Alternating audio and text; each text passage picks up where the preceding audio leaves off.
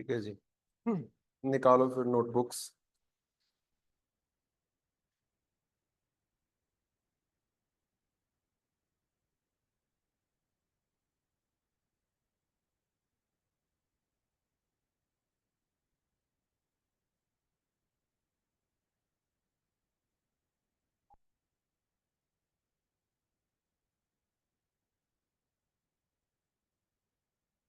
सो लिखना है इसमें सबसे पहला जो टॉपिक हमने डिस्कस करना है that is space tourism.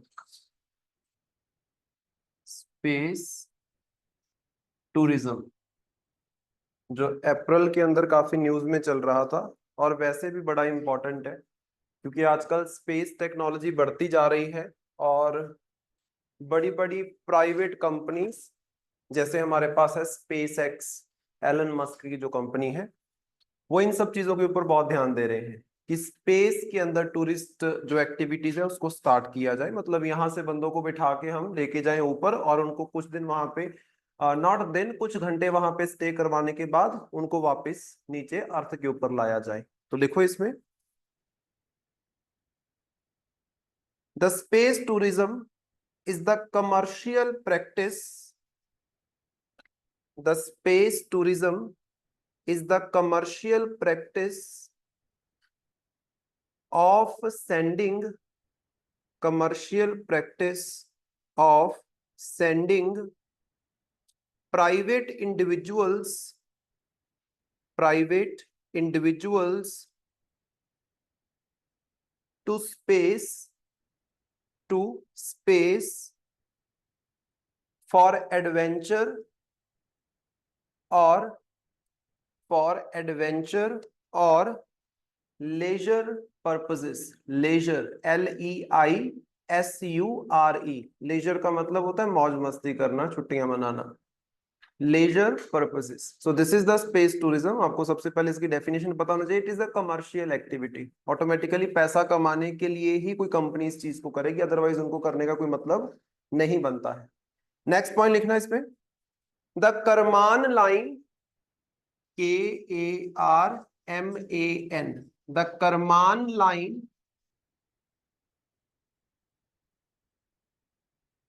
is a boundary, is a boundary approximately 62 miles, is a boundary approximately 62 miles or 100 kilometers, 62 miles or 100 kilometers above the sea level, above the sea level,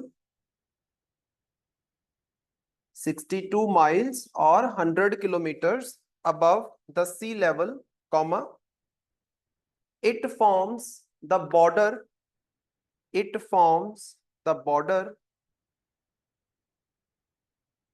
between atmosphere of earth, between atmosphere of earth and outer space, atmosphere of earth and outer space। अब हमें पता है कि जैसे मान लो ये आपके पास अर्थ है, ठीक है, ज्योग्राफी में हम पढ़ भी चुके हैं इसके बारे में, about the atmosphere and all. So अगर हम बात करें अर्थ के अराउंड जो आपको गैसेस देखने को मिलती हैं, अब हम लोग यहाँ पे बैठे हुए हैं, हमारे अराउंड गैसेस है, ये गैसेस की अगर हम बात करें इसको हम क्या बोल देते हैं, एटमॉस्फेयर। जो गैसेस का एनवेलॉप है अराउंड द अर्थ उसको बोलते हैं एटमॉस्फेयर। अब अर्थ के सरफेस से, दैट इज सी लेवल से आप चलो कितना, अराउंड 100 किलोमीटर, वहां पे आपको मिलेगी एक इमेजिनरी लाइन, वहां पे मिलेगी आपको एक इमेजिनरी लाइन जिसको क्या बोलते हैं, करमान लाइन। जैसे ही उस करमान लाइन को आप क्रॉस करते हो तो ऐसा माना जाता है कि आप स्पेस में पहुंच चुके हो, राइट। हालांकि उसके बाद भी अर्थ का एटमॉस्फेयर प्रेजेंट है, मैंने आपको करवाया था कई हजारों किलोमीटर तक ये गैसेस प्रेजेंट है, बट ये करमान लाइन के अकॉर्डिंग 100 किलोमीटर के बाद कुछ खास प्रेजेंस नहीं है गैसेस की। कुछ हल्की गैसेस जैसे कि आपकी हाइड्रोजन हो गया, हीलियम हो गया, सिर्फ वो गैसेस प्रेजेंट होती है। नहीं तो मैंने ये भी लिखवाया था आपको कि फर्स्ट 20-30 किलोमीटर में खास तौर पे आपको सारे के सारे एटमॉस्फेयर देखने को मिलता है। सो दैट करमान लाइन को अगर आप यहां से क्रॉस करके इधर भी अपने कैंडिडेट्स को कुछ घंटों के लिए अगर बिठा देते हो और उनको आउटर नजारा दिखाते हो कि स्पेस का क्या होता है, that is also considered as space tourism. तो मतलब सीधा मुद्दा ये है कि आपको हजारों किलोमीटर ऊपर जाने की जरूरत नहीं है, 100 किलोमीटर ऊपर भी अगर आप ले जाते हो तो वो भी आपका स्पेस टूरिज्म ही कहलाता है, राइट। नेक्स्ट पॉइंट लिखो। Eight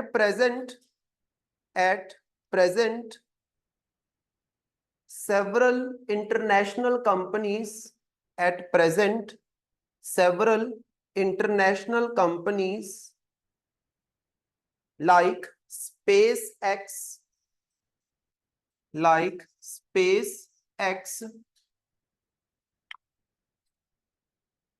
are making efforts to promote space tourism, are making efforts to promote space tourism,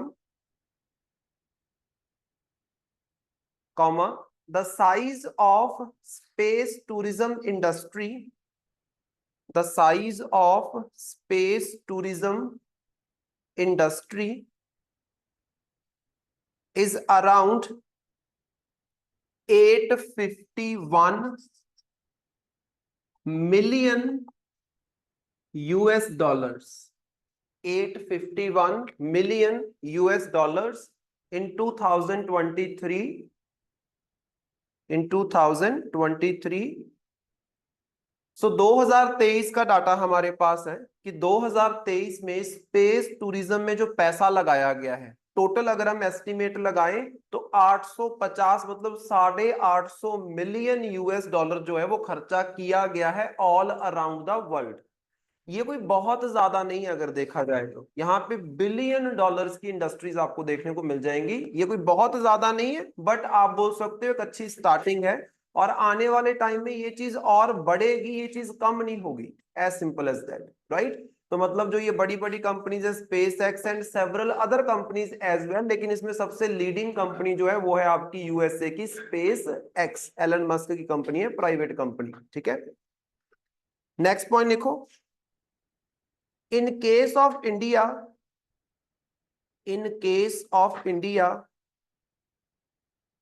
there is not much endeavor.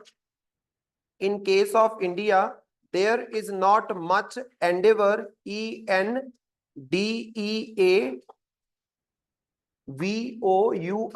endeavor on space tourism, on space tourism।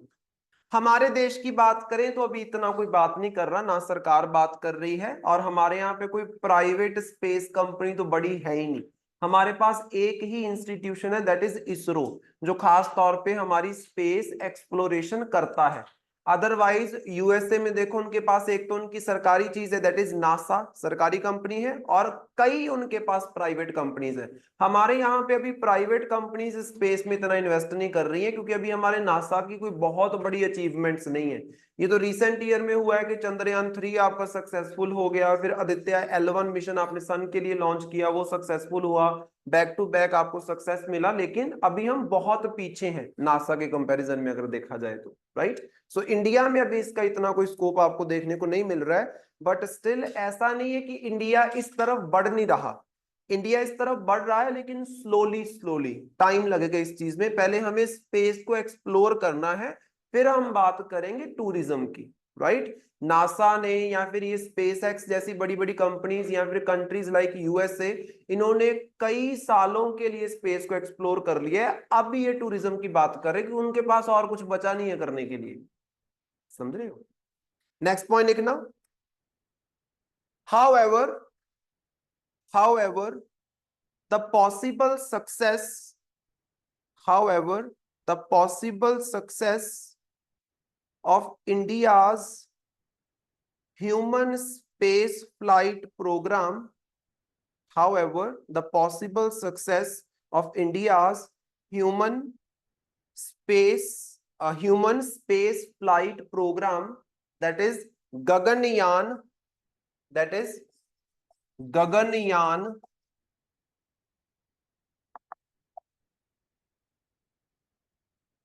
may lay down the foundation of space tourism in the country, may lay down the foundation of space tourism in the country। अगर आपको पता हो तो यही मार्च के अंदर, एक महीना पहले, 4 जो आपके मिलिट्री के ऑफिसर्स के नाम डिक्लेयर किए गए थे, एयरफोर्स के ऑफिसर्स के नाम डिक्लेयर किए गए थे, जो इस मिशन के तहत गगनयान इंडिया की आप बोल सकते हो पहली स्पेस फ्लाइट है। स्पेस फ्लाइट का मतलब क्या है कि हम यहां से एक रॉकेट के माध्यम से अपने कुछ ऑफिसर्स को, वो एयरफोर्स के ऑफिसर्स हैं, वो साइंटिस्ट नहीं है, इस चीज को दिमाग में रखना, उनको लेके जाएंगे स्पेस में और वहां पे उनको कुछ घंटों के लिए स्टे करवाएंगे और उसके बाद उनको वापस सॉफ्ट लैंडिंग के तहत आप बोल सकते हो अर्थ के ऊपर लैंड करवाया जाएगा। ये बहुत बड़ी बात होगी हमारे लिए। अदरवाइज जो बड़ी बड़ी कंट्रीज हैं लाइक रशिया या फिर यूएसए, उनके लिए ये बस बच्चों वाला खेल बन चुका है। आपने देखा होगा, कल परसों भी न्यूज में चल रहा था सुनीता विलियम के बारे में। सुनीता विलियम जो है इंडियन ओरिजिन की अमेरिकन वुमेन है और एस्ट्रोनॉट है आप बोल सकते हो, और अक्सर वो आपने उसको देखा होगा कि वो जो इंटरनेशनल स्पेस स्टेशन है आपका, वहां पे वो स्टे करती है, उसके लिए काफी फेमस है वो आप बोल सकते हो। हमारे पास कोई अपना इंटरनेशनल स्पेस स्टेशन है? Answer is no. लेकिन इन फ्यूचर होगा। तो उसका जो पहला स्टेप लिया गया है वो है ये गगनयान मिशन, जिसके तहत क्या है, 4 हम ह्यूमंस को ऊपर लेके जाएंगे, कुछ टाइम के लिए स्टे करवाएंगे और उसके बाद उनको सॉफ्ट लैंडिंग के तहत नीचे आराम से लैंड करवाना है। लेके जाना इज आसान, लैंड करवाना इज मुश्किल। तो अगर ये हमारा सक्सेसफुल हो जाता है तो इन फ्यूचर ऐसी बहुत सारी स्पेस टूरिज्म के रॉकेट्स आपको देखने को मिल सकते हैं। अब वो लोग, अगर हम बात करें स्पेस एक्स की, स्पेस एक्स ऐसे टूरिज्म की बात कर रहा है तो स्पेस एक्स ने ये सारी ह्यूमन फ्लाइट्स को सक्सेसफुली कैरी आउट कर लिया है। उनको अपनी टेक्नोलॉजी पे भरोसा है कि हम ह्यूमन को यहाँ से ऊपर लेके जाएंगे, कुछ घंटे के लिए स्टे करवाने के बाद उसको नीचे सॉफ्ट लैंडिंग के तहत लैंड करवा सकते हैं। और यहाँ पे नेपाल जैसी कंट्रीज में तो एरोप्लेन्स जो हैं वही नहीं उड़ पा रहे हैं। कितने एरोप्लेन्स आपने देखे होंगे कि यहाँ पे वो रास्ते में क्रैश हो रहे हैं, तो वहां पे क्या आप स्पेस टूरिज्म की बात करोगे? समझ रहे हो? तो अभी बहुत दूर है एशिया इन सब बातों से, लेकिन अमेरिकन कंट्रीज बहुत आगे निकल चुके हैं इस मामले में। नेक्स्ट पॉइंट लिखो, एडवांटेजेस ऑफ स्पेस टूरिज्म। अगर स्पेस टूरिज्म पॉसिबल होता है तो इसकी क्या क्या एडवांटेजेस हो सकती हैं? Number 1, promoting space infrastructure development, promoting space infrastructure development। Space infrastructure का मतलब है कि कोई भी ऐसी स्ट्रक्चर्स आपने बनाना, जैसे फॉर एग्जांपल अगर आप एरोप्लेन्स को उड़ाते हो तो आपके पास क्या है, आपके पास एयरपोर्ट्स होते हैं, है ना, आपके पास वो स्पेस होती है, वो स्ट्रक्चर होता है जहां से ये लैंड करते हैं या जहां पे आके ये रुकते हैं आप बोल सकते हो, वो सारी चीजें। तो अगर यहाँ पे स्पेस टूरिज्म होगा तो जगह जगह पे आपको ऐसी स्ट्रक्चर्स बनानी पड़ेंगी, मतलब इंफ्रास्ट्रक्चर में इंक्रीज आपको देखने को मिलेगा स्पेस इंफ्रास्ट्रक्चर में।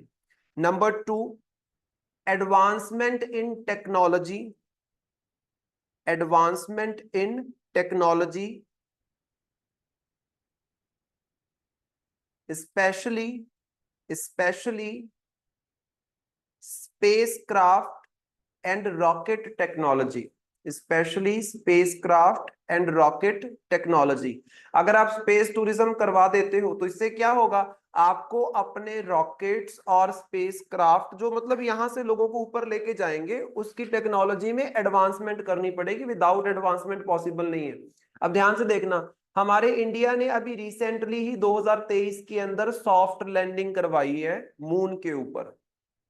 बाकी कंट्रीज को देखो, यूएसए, रशिया, ये सारी कंट्रीज क्या है, ये सॉफ्ट लैंडिंग बड़े साल पहले कर चुकी हैं। सॉफ्ट लैंडिंग का मतलब होता है अपने कंट्रोल में करके स्पेसक्राफ्ट को लैंड करवाना। सॉफ्ट लैंडिंग मतलब क्या है, आराम से कोई चीज लैंड करे। अब ध्यान से देखो, इतनी दूर है मून, यहां से आपने अपना रॉकेट उड़ाया, वो स्पेसक्राफ्ट वहां पे पहुंचा और आप उसको कंट्रोल कर रहे हो एक तरीके से, कंट्रोल्ड कंडीशंस में वो लैंड कर रहा है। अदरवाइज क्या होगा, वो लैंड करने की कोशिश करेगा, क्रैश हो जाएगा। चंद्रयान 2 का यही हुआ था। चंद्रयान 2 लैंड ही तो करवाना था, सॉफ्ट लैंडिंग करवानी थी, लेकिन वो क्या हो गया, क्रैश हो गया वहां पे। और जब क्रैश होगा सारा खत्म हो जाएगा। अभी इस बार क्या हुआ, चंद्रयान 3 में वहां पे जाके लैंड किया, उसमें से आपका एक रोवर निकला। रोवर मतलब छोटी सी जैसे बच्चों वाला खिलौना होता है, उस तरीके से एक रोवर निकला। और वो रोवर क्या है, मून के सरफेस के ऊपर कुछ घंटों के लिए उसने ट्रेवल किया और मून के सरफेस का सारा मुआयना करके वो सारा डाटा कहाँ सेंड किया, अर्थ के ऊपर, इसरो के पास। इस बार सक्सेसफुल हुआ ना। तो ये सारी चीजों के ऊपर ध्यान देना पड़ेगा। Next, third, promoting international collaborations. Promoting international collaborations. Automatically अगर देखो स्पेस टूरिज्म करवाना चाहते हो तो जैसे नासा, इसरो या यूरोपियन स्पेस एजेंसी या फिर जापानीज स्पेस एजेंसी या चाइनीज स्पेस एजेंसी, इन सबको मिलके काम करना पड़ेगा। आज भी होता है जब बड़ी बड़ी, जैसे फॉर एग्जांपल गगनयान की मैंने बात की है। अब गगनयान में जो हमारे एस्ट्रोनॉट्स एक तरीके से, जो एक्चुअली क्या है एयरफोर्स के जवान है, वो वहां पे जाएंगे। उनको ट्रेनिंग कौन प्रोवाइड कर रहा है, रशिया। उनको ट्रेनिंग कौन प्रोवाइड कर रहा है, रशिया, क्योंकि रशिया के पास वो एक्सपीरियंस है। और अगर मान लो जैसे स्पेस एक्स के द्वारा स्पेस टूरिज्म जो है सक्सेसफुली पॉसिबल करवा लिया जाता है, कल को इसरो करना चाहता है तो इसरो को क्या करना पड़ेगा, स्पेस एक्स की हेल्प ऑटोमेटिकली लेनी पड़ेगी। तो इससे क्या होता है, जो स्पेस एजेंसीज है उनका कोलैबोरेशन जो है वो बढ़ जाता है ऑटोमेटिकली। फिर सिर्फ और सिर्फ स्पेस टूरिज्म नहीं बढ़ेगा, बाकी मामलात में भी आप बोल सकते हो कोऑपरेशन बढ़ेगा। टेक्नोलॉजी में हमें नासा, स्पेस एक्स ये हेल्प कर सकते हैं। तो ये सारी चीजें आपको देखने को मिलेंगी। प्रेजेंटली इंडियन टूरिज्म इंडस्ट्री जो है वो खास तौर पे जानी जाती है अपने रॉकेट्स के लिए। रॉकेट्स के लिए, क्योंकि हमारे यहाँ पे रॉकेट बहुत ही सस्ते दाम के ऊपर बन जाता है, बहुत सस्ते दाम के ऊपर, जिसके ऊपर आप बोल सकते हो बिलियंस ऑफ डॉलर डॉलर लगा देता है नासा। हम कुछ मिलियन डॉलर्स में उन रॉकेट्स को बना लेते हैं। ये हमारी स्पेशलाइजेशन है, जिसके लिए all around the world ISRO को जाना जाता है। और इसरो के रॉकेट्स का इस्तेमाल करके दुनिया जहान की कंट्रीज अपनी जो स्पेस शिप्स हैं, या फिर आप ये बोल सकते हो जो आपकी सैटेलाइट्स हैं, उन सैटेलाइट्स को लॉन्च करवाते हैं। हर साल more than 100 of satellites ISRO launch करता है, जो किसी ना किसी बाहर की कंट्री की होती हैं, आप बोल सकते हो। That is very important. लेकिन इस मामले में अभी हम बहुत पीछे हैं, ठीक है। नेक्स्ट लिखो, चैलेंजेस ऑफ स्पेस टूरिज्म। क्या क्या चैलेंजेस हो सकते हैं स्पेस टूरिज्म के। नंबर 1, हाई कॉस्ट, पैसा बहुत लगता है इसमें। अब जो कंट्रीज डेवलपिंग कंट्रीज हैं उनको पैसा अपनी जनता की भलाई के ऊपर भी तो लगाना है, उनकी ग्रोथ के ऊपर लगाना है, उनके विकास के ऊपर लगाना है। स्पेस में अगर इतना खर्च करेंगे तो क्या फायदा। Number 2, limited market demand. Limited market demand. अब यहां पे ध्यान से देखो, हमारे यहाँ पे आम जनता तो फ्लाइट भी अफोर्ड नहीं कर सकती, तो स्पेस के टूरिज्म की तो बात ही छोड़ो, आप बोल सकते हो। स्पेस टूरिज्म में वो बंदे जाएंगे, वो इंडिविजुअल जाएंगे जो बिलियनियर हैं, जिनके पास लाखों करोड़ों रुपया है, आप बोल सकते हो, फालतू में खर्च करने के लिए। क्योंकि ये सिर्फ क्या है, एडवेंचर है, इसमें और तो कुछ नहीं है। और हमारे यहाँ पे लोगों के पास इतना पैसा नहीं कि एडवेंचर में खर्चा करके आ जाए, ठीक है। तो डिमांड नहीं है इस चीज की। Number 3, safety concerns. अभी टेक्नोलॉजी इतनी हाई फाई नहीं है कि आप देखो, अभी तक तो हम ये नहीं इंश्योर कर पाए कि फ्लाइट उड़ेगी तो वो प्रॉपरली लैंड करेगी, करेगी, रास्ते में कुछ भी हो सकता है। 100% श्योरिटी तो नहीं है ना कि वो लैंड करेगी, एज सिंपल एज दैट नहीं है। क्योंकि ये जो आपको अटलांटिक ओशन देखने को मिल रहा है, यहाँ पे टर्बुलेंस बहुत ज्यादा होती है। और ये रिसेंट कुछ महीनों में ऑल अराउंड द वर्ल्ड अगर आप देखोगे, मोर देन 10 आपको एरोप्लेन्स देखने को मिल जाएंगे जो क्रैश किए हैं। समझ रहे हो। तो मतलब अभी तक उसमें श्योरिटी नहीं है। तो स्पेस में टूरिज्म, इतनी दूर जाना, 100 किलोमीटर से ज्यादा आप बोल सकते हो ऊपर जाना, फिर नीचे उनको सॉफ्टली लैंड करवाना, बहुत बड़ा मुद्दा है। देन उसके बाद the concerns of space debris, the concern of space debris, DEBRIS, debris. देखो स्पेस डेब्रीज के, डेब्रीज क्या होती है? स्पेस डेब्रीज का मतलब है वेस्ट। कौन सा वेस्ट? जो आपको स्पेस के अंदर देखने को मिल रहा है। जैसे फॉर एग्जांपल आपने चंद्रयान 3 लॉन्च किया, चंद्रयान 3 का इतना बड़ा रॉकेट था, जब वो रॉकेट ऊपर की तरफ जाता है तो एक एक करके उसके अलग अलग पार्ट्स गिरते जाते हैं। कुछ पार्ट्स तो होते हैं जो अर्थ के एटमॉस्फेयर के अंदर गिरते हैं, तो ऑटोमेटिकली वो अर्थ के आप ऊपर आके लैंड करेंगे। वो पहले सब पता होता है कि समुद्र में गिरेगा वो आके। तभी तो अगर आपने देखा हो, जब भी हम चंद्रयान या फिर ऐसा कोई भी रॉकेट लॉन्च करते हैं तो हम लॉन्च कहां से करते हैं? सतीश धवन स्पेस स्टेशन जो आपका है, जो कहां पे पड़ता है? आंध्र प्रदेश की कोस्ट पे, समुद्र के किनारे पे। वहां से रॉकेट उड़ाओगे तो उसका जो नीचे वाला हिस्सा है पूरा गिरेगा, कुछ किलोमीटर ऊपर जाने के बाद वो टूट के नीचे गिरेगा, और वो आके गिरेगा कहां पे? समुद्र में। लेकिन जो वो ऊपर जाके, मतलब 100 किलोमीटर से ऊपर जाके वो जो टूटता है, वो अर्थ के ऊपर आके नहीं गिरता, वो ओपन स्पेस में फिर वो ऐसे ही घूमता रहता है। तो स्पेस डेब्रीज आज का एक बहुत बड़ा मुद्दा है। क्या आपने पुरानी सैटेलाइट लॉन्च की थी, उसको 2 साल इस्तेमाल किया, उसके बाद उसका क्या हुआ? वो वैसे ही घूम रही है। अब आपने नई सैटेलाइट लॉन्च कर दी तो यहाँ पे खतरा रहता है कि वो पुरानी वाली सैटेलाइट हो सकता है आपकी नई सैटेलाइट के साथ आके टकरा जाए, और आपकी नई सैटेलाइट वहां पे खराब हो सकती है, बर्बाद हो सकती है, आप बोल सकते हो। ये है स्पेस डेब्रिस। तो जैसे हम लोगों ने अर्थ के ऊपर, आप बोल सकते हो, कूड़ा करकट फैला रखा है, वैसे अब स्पेस में भी फैला दिया है। अब क्या है? अब ये डेब्रिस को डिस्ट्रॉय करने के लिए नई नई टेक्नोलॉजीज लेके आ रही है। स्पेस की जो डेब्रीज है उनको डिस्ट्रॉय करने के लिए, जैसे फॉर एग्जांपल आपने कोई 10 साल पहले सैटेलाइट लॉन्च की थी, 2 साल उसका वर्किंग पीरियड था, अब उसको खत्म करना है, तो उसके लिए नई नई टेक्नोलॉजीज नासा लेके आ रहा है कि कैसे खत्म किया जा सकता है उसको, स्पेस में उसको डिस्ट्रॉय कर दिया जाए। लेकिन जब तक डिस्ट्रॉय नहीं करोगे तो वो डेब्रीज की तरह वहां पे घूमता रहेगा। As simple as that. ठीक है। सो ये कुछ इंपॉर्टेंट चीजें हैं जो आप स्पेस टूरिज्म के बारे में याद रखोगे। ठीक है। नेक्स्ट लिखो, एक इंपॉर्टेंट इंडेक्स हमें 2024 के अप्रैल में देखने को मिला, that is food waste index. Food waste index 2024, food waste index 2024। इसमें लिखना यूनाइटेड नेशंस इन्वायरमेंट प्रोग्राम, इसको बोलते हैं UNEP। इसके बारे में पढ़ा था ना हम लोगों ने। United Nations environment programme launched food waste index report 2024। Food waste index report 2024।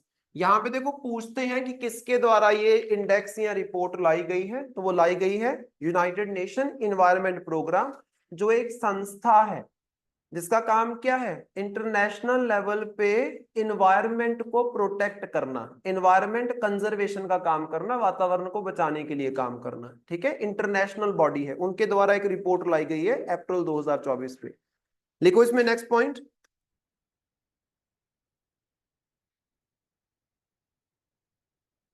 The food waste index, the food waste index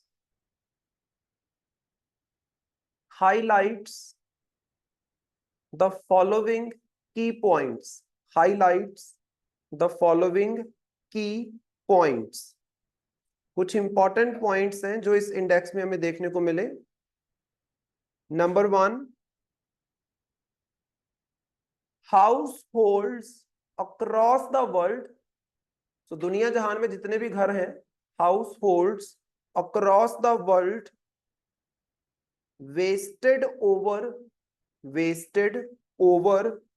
1 billion meals a day, 1 billion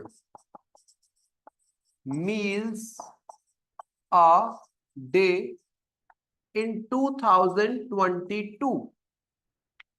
in 2022, while 783 million people, while 783 million people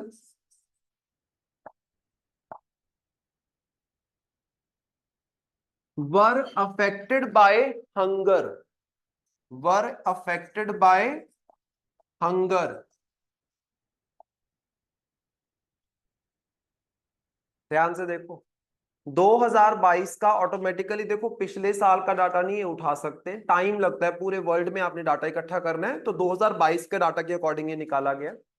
2022 साल को अगर आप देखोगे तो हर दिन अगर हम बात करें, एक दिन की बात कर रहे हैं, हर दिन पूरे वर्ल्ड में 1 बिलियन मील जो है वो क्या है, वेस्ट हो रहा है। मील मतलब एक टाइम का खाना। एक दिन में 1 बिलियन जो मील है वो वेस्ट हो रहा है। मतलब क्या है, 1 बिलियन के करीब करीब एक टाइम का खाना लोग वेस्ट कर रहे हैं, कूड़े में डाल रहे हैं या फेंक रहे हैं, कुछ भी। और 2022 में अप्रोक्सीमेटली हर दिन 783 लोग भूख से मर रहे थे। 783 मिलियन लोग भूख से मर रहे थे। ध्यान से देखो, 1 बिलियन आपने मील वेस्ट कर दिया। अगर वही फूड इनको दे दिया गया होता तो वो इसको खा सकते थे बड़े आराम से, अगर देखा जाए तो। फूड जो वेस्ट हो रहा है और जितने लोगों को उस फूड की जरूरत है वो बहुत कम है, अगर देखा जाए तो। फूड वेस्ट हो रहा है 1 बिलियन टाइम का खाना, आप बोल सकते हो 1 बिलियन टाइम की मील्स। और जितने लोग भूखे मर रहे हैं हर दिन 2022 में, वो है 783 मिलियन पीपल। तो मतलब क्या है, अगर जनता फूड वेस्ट ना करे, वेस्ट ना करके उनको दे दे जो भूख से मर रहे हैं, तो ऑटोमेटिकली इसमें फायदा हो जाएगा। As simple as that. लेकिन लोग ऐसा करते नहीं है, वो खाना ठंडा हो जाएगा डस्टबिन में फेंक देते हैं। होता है कि नहीं होता है? और एक तरफ लोग भूखे मर रहे होते हैं, हमें भी पता है, आपने भी देखा होगा आसपास। सो ये डाटा बता रहा है हमें, दिस इज वेरी इंपॉर्टेंट। मतलब फूड मैनेजमेंट की जरूरत है, लोग इसको सिंसियरली कंसिडर नहीं करते हैं, लेकिन इसकी जरूरत है। लोगों को ये सब सिखाने की जरूरत है, आप बोल सकते हो कि खाना वेस्ट मत करो। समझ रहे हो? Next point, the food waste all around the world, the food waste all around the world contributes 8 to 10%, contributes 8 से 10% of the total greenhouse gas emission, of the total greenhouse gas emission। ध्यान से देखो, ये जो तुम food waste कर रहे हो, जब ये फूड गलेगा सड़ेगा तो उसमें क्या होंगी, बहुत सारी गैसेस निकलेंगी। For example methane gas. Methane क्या है, ग्रीन हाउस गैस है। ग्रीन हाउस गैस कौन सी होती है, जो इन्वायरमेंट को हार्म करती है कि वार्म करती है, वार्म करती, टेम्परेचर को बढ़ाती। ग्रीन हाउस गैस की क्या कैपेसिटी होती है, जैसे मान लो ये आपके पास अर्थ है, अराउंड ग्रीन हाउस गैस है, जैसे आपके पास CH4 हो गया, दैट इज मिथेन, या फिर CO2 हो गया, दैट इज कार्बन डाइऑक्साइड। अगर इनकी एक लेयर जमा हो जाएगी हमारे अर्थ के अराउंड, तो होगा क्या, सनलाइट एंटर करेगी लेकिन बाहर नहीं जा पाएगी, और वो सनलाइट ट्रैप हो जाती है around the surface of earth. और जितने लंबे समय के लिए सन रेज यहाँ पे ट्रैप हो जाएंगी, फंस जाएंगी, उतना वो टेम्परेचर बढ़ा देंगी, जिसकी वजह से आपको ग्लोबल वार्मिंग देखने को मिलती है। ओजोन डिप्लीशन करती है, लेकिन वो गैसेस अलग होती हैं। सारी ग्रीन हाउस गैसेस ओजोन की डिप्लीशन नहीं करती हैं, वो अलग होती है, वो ओजोन डिप्लीशन वाली गैसेस होती है। ग्रीन हाउस गैस खास तौर पे ग्लोबल टेम्परेचर बढ़ाती है, ग्लोबल वार्मिंग जिसको बोला जाता है। और ध्यान से देखो, जितना आप फूड वेस्ट कर रहे हो, इसमें जो टोटल हमारे यहाँ पे ग्रीन हाउस गैसेस का एमिशन सालाना होता है, उसमें से 8 से 10% ये वेस्ट वाले फूड से निकल के आ रही है। क्योंकि जब वो गलेगा सड़ेगा तो वहां से गैस निकलेगी। और अगर आप ये वेस्ट ना करो, एक तो आप इतने मिलियन पीपल का पेट भर सकते हो, number 1। Number 2, green house gases का एमिशन 8 से 10% के बीच में कम किया जा सकता है अगर हम ये फूड को वेस्ट ना करें तो फूड वेस्ट सिर्फ ये मुद्दा नहीं है कि कुछ लोग वेस्ट कर रहे हैं, कुछ भूखे मर रहे हैं। फूड वेस्ट इन्वायरमेंट का मुद्दा भी है, क्योंकि 8 से 10% इन्वायरमेंट के अंदर जो आपको ग्रीन हाउस गैस मिल रही है वो वेस्ट फूड से जनरेट होती है। समझ रहे हो? नेक्स्ट पॉइंट लिखो। रिसोर्स तो वेस्ट हो ही रहा है, वो तो हो ही गया, लेकिन साथ ही साथ आपने इन्वायरमेंट को भी डिग्रेड कर दिया। नेक्स्ट लिखो।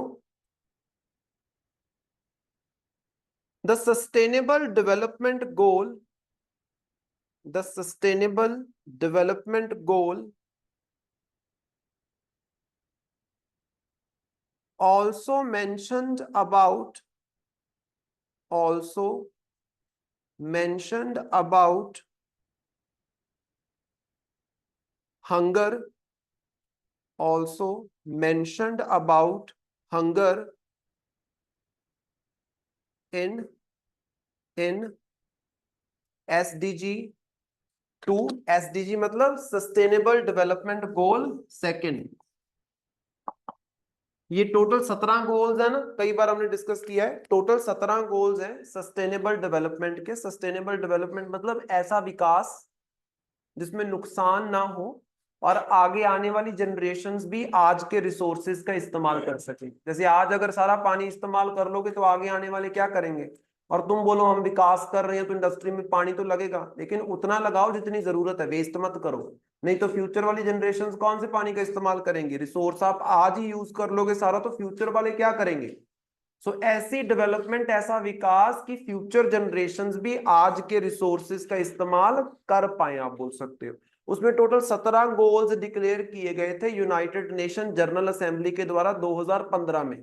उसमें जो गोल नंबर सेकंड है, जो टारगेट है आपके पास, गोल नंबर सेकंड है, वो क्या बोलता है? No hunger. देख लो, एसडीजी 2 क्या बोलता है? No hunger. And SDG 12, sustainable development goal 12 जो है, ये क्या बोलता है? Responsible consumption and production. Responsible consumption and production. So अगर आप फूड वेस्ट ना करो, एक तो हंगर वाला गोल आपका कंप्लीट हो सकता है, और दूसरा रिस्पॉन्सिबल प्रोडक्शन एंड कंजम्पशन, मतलब जितनी जरूरत है उतना प्रोड्यूस करो और सही ढंग से चीजों को कंज्यूम करो, वेस्ट मत करो। ये दोनों गोल्स आप फुलफिल कर सकते हो अगर आप फूड वेस्ट ना करो तो इन दो गोल्स को पूरा किया जा सकता है। कब तक पूरा करना है इन गोल्स को? हाँ जी विनीता, एसडीजीज का टारगेट ईयर क्या है? 2024, 2030, 2030। 2015 में आए थे ये, और 2030 मैंने लिखवाए हुए हैं वनीता। रिवीजन कौन करेगा? पड़ोसी याद करके जाएंगे। 2015 में एसडीजीज आए थे, कौन लेके आया था? United nation general assembly. और टारगेट ईयर क्या है? 2030। 15 सालों में पूरे करने हैं ये सारे टारगेट्स। ठीक है, नेक्स्ट लिखो।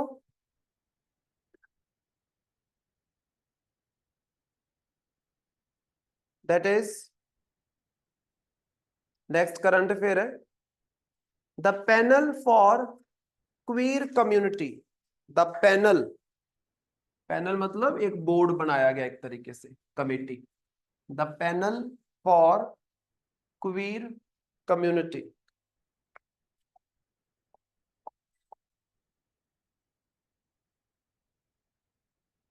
क्या होती queer community?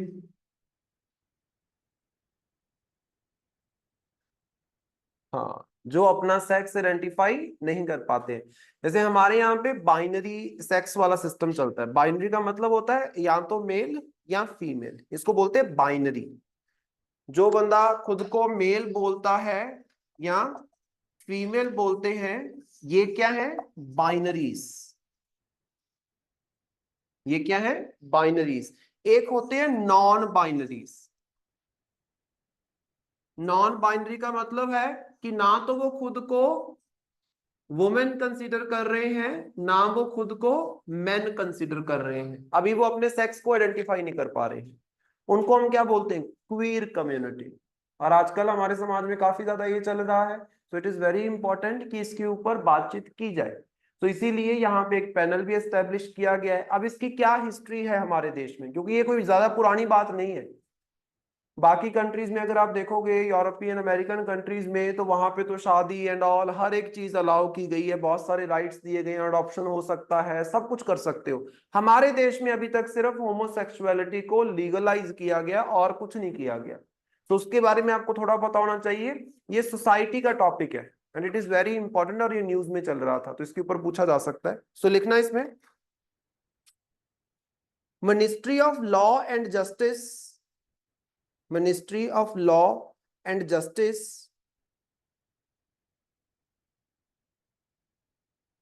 notifies panel address, notifies panel to address, notifies panel to address the issues related to queer community, the issues related to queer community,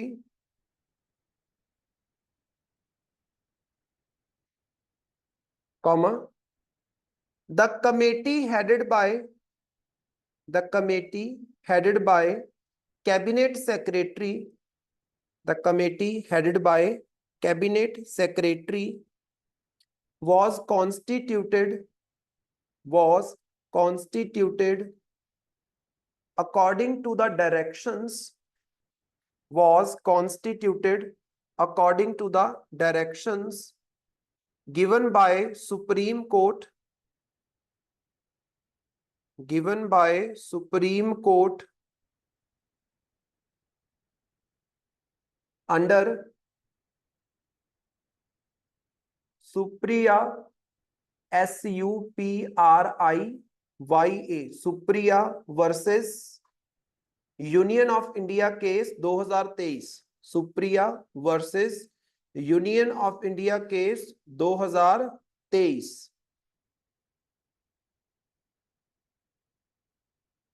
सो 2023 का एक केस आया था सुप्रीम कोर्ट का, उसके अंदर सुप्रीम कोर्ट ने ऑर्डर किया था कि एक स्पेशल कमेटी बनाई जाए, जिसका काम क्या होगा, हमारे देश के अंदर क्वीर कम्युनिटी के क्या हालात हैं उसके बारे में पता किया जाए।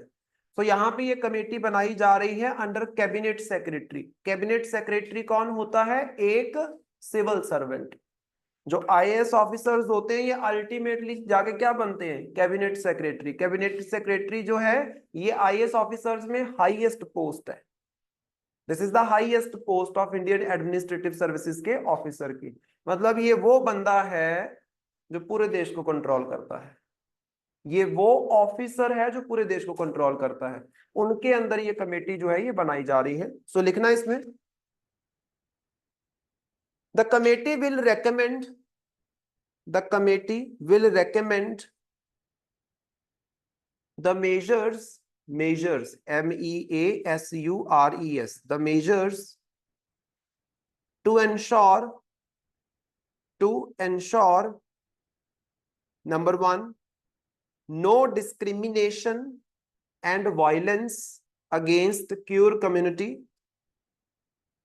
no discrimination and violence against queer community, या क्वीर बोलते हैं इसको, queer community.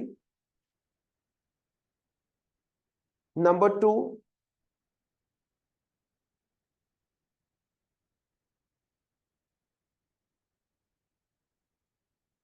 The rights of queer community, the rights of queer community.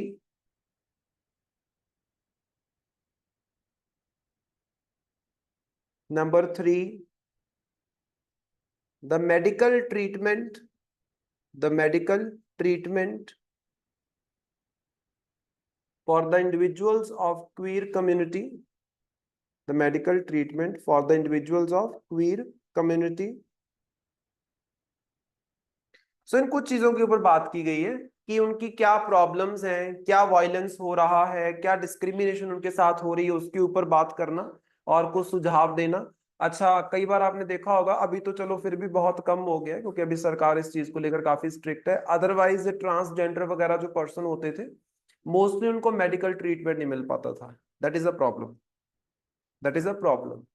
क्योंकि देखो, 2014 की अगर हम बात करें, 2014 से पहले हमारे यहाँ पे जो एक ट्रांसजेंडर पर्सन है, उसको अगर अपना आइडेंटिटी कार्ड बनवाना है तो उसको या तो मेल लिखना पड़ेगा या फीमेल लिखना पड़ेगा। लेकिन वो पर्सन मान लो खुद को दोनों में से किसी में भी कंसिडर नहीं करता है, तो वो गलत हो जाएगा ना फिर। अगर वो मेल में भी कंसिडर नहीं करता, फीमेल में भी कंसिडर नहीं करता, तो मतलब क्या है, उसका तो आइडेंटिटी कार्ड ही नहीं बन सकता, उसका तो कोई आधार कार्ड, कोई राशन कार्ड बन नहीं सकता, उसकी कोई वोट नहीं बन सकती।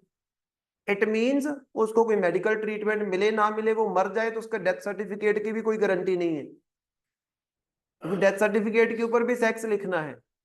वो मेल फीमेल कुछ नहीं हो सकता, तो फिर क्या लिखोगे। और एक तो होता है ट्रांसजेंडर्स, एक जो हमारे समाज में किन्नर बोला जाता है। अब किन्नर वो पर्सन है जिसका सेक्सुअल ऑर्गन डेवलप ही नहीं हुआ, उसको क्या बोलोगे। ना मेल है ना फीमेल है, बायोलॉजिकली भी नहीं है। एक तो होता है कि बायोलॉजिकली मेल तो है, एक होता है बायोलॉजिकली भी नहीं है, वो कहां जाएगा।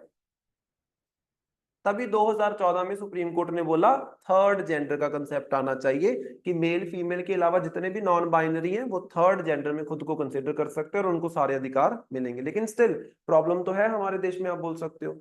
सो उन प्रॉब्लम्स को सॉल्व करना, उनके अधिकारों की बात करना, इन सबके ऊपर सलाह देगी ये कमेटी। आगे चल के आएंगे क्या क्या सलाह देती है, अभी सिर्फ बनी है ये कमेटी। अब इसकी छोटी सी हिस्ट्री देख लेते हैं, तो लिखो नीचे, the previous judgments of Supreme Court on queer community. This is very important. The previous judgments of Supreme Court on queer community. Supreme court की कुछ वर्डिक्ट्स की हम बात करते हैं, कुछ जजमेंट्स की बात करते हैं। नंबर 1 लिखना जो मोस्ट इंपॉर्टेंट है, Deepika Singh versus Deepika Singh versus the Central Administrative Tribunal, the Central Administrative Tribunal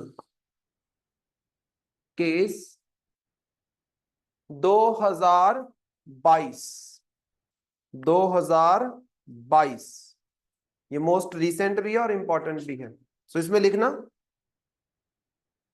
in this judgment Supreme Court, in this judgment Supreme Court declared that a family may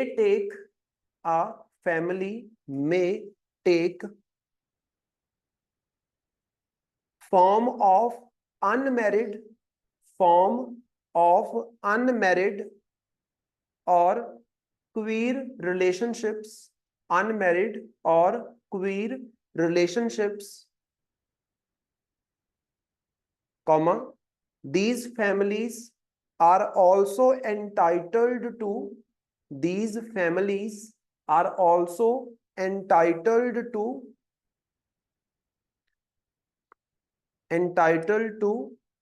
Article 14 of the Constitution.